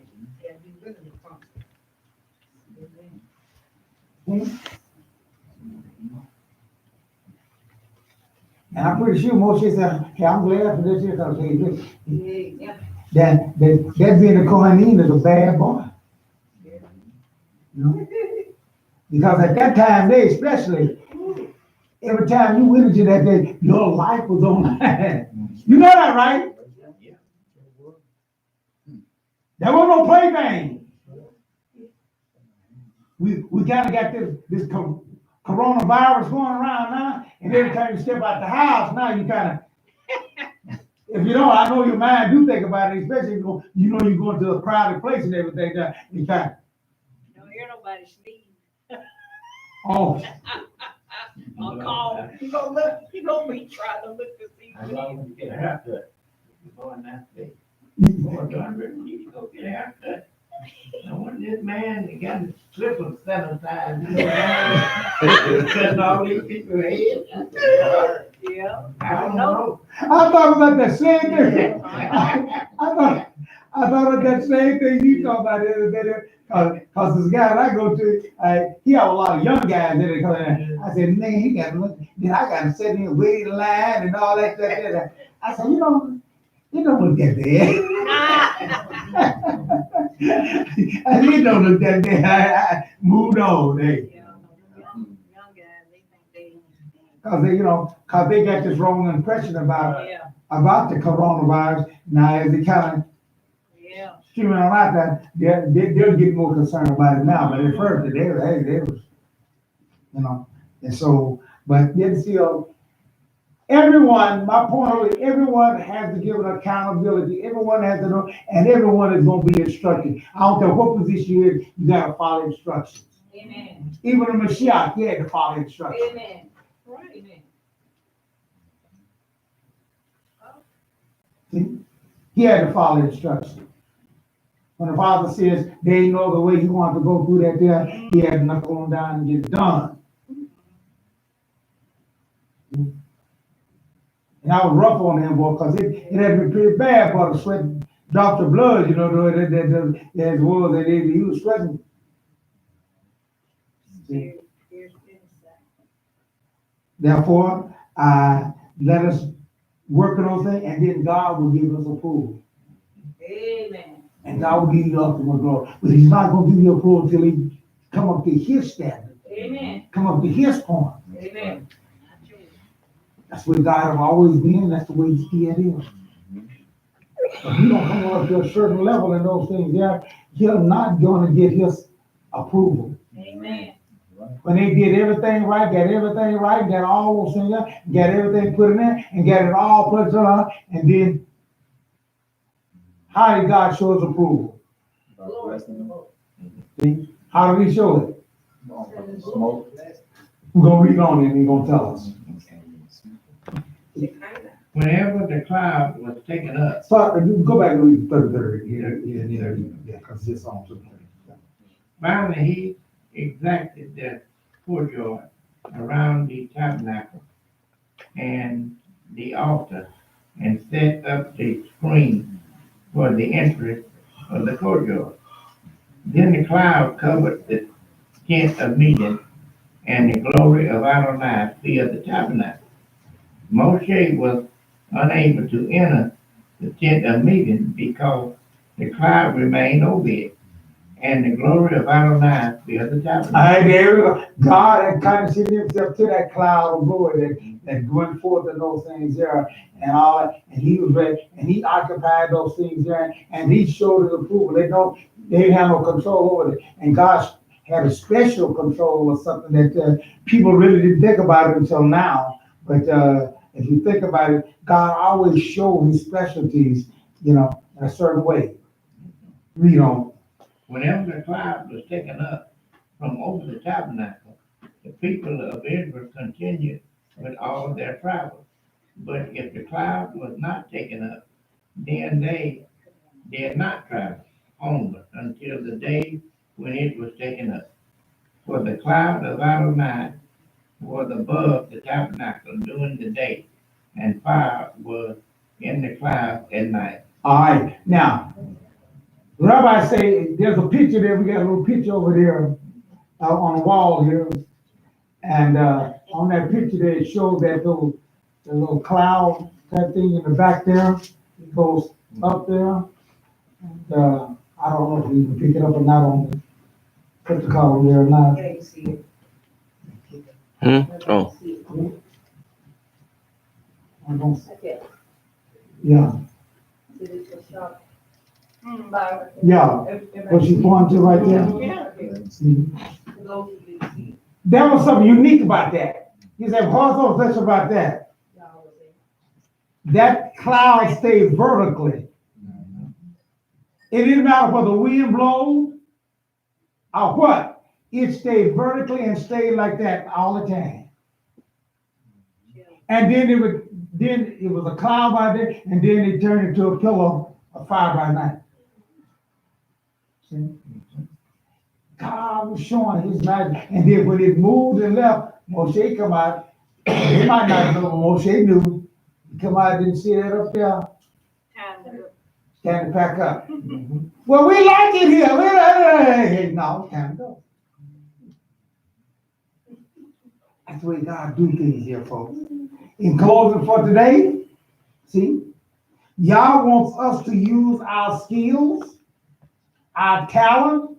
That's why I tell our young folks and all those things there, Don't get out there, hey, when I get going, we better run out from God and those things there, go out there and spirit out there to the world and stuff, then we come back all broken down and about ready to die, and they think, Lord, I'm coming home to serve you. And Can't serve her, need take care of you. how you gonna serve it and you can't hardly get around, you can't.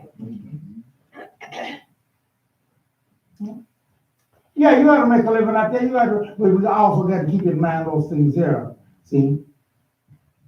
So what y'all want us to use our skills, our talent, our resources, that means your money, see? To bring honor and glory to him. And he will be our protection Hallelujah. in time of trouble. Hallelujah. And dear folks, I can't know no better time than now that we need that protection. This closes our Parashah for today, these two Parashahs here. May y'all continue to bless us. And as our old feels, how should we sing the Lord's song in a strange land? If I forget thee, O let my right hand feel their coming. If I remember thee, let my tongue cleave to the roof of my mouth. If I prefer night, Jerusalem, above my chief joy.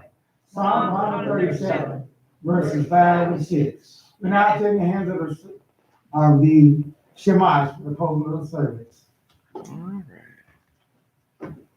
Sister Linda said Shabbat Shalom to everybody. Sister Linda. Shalom.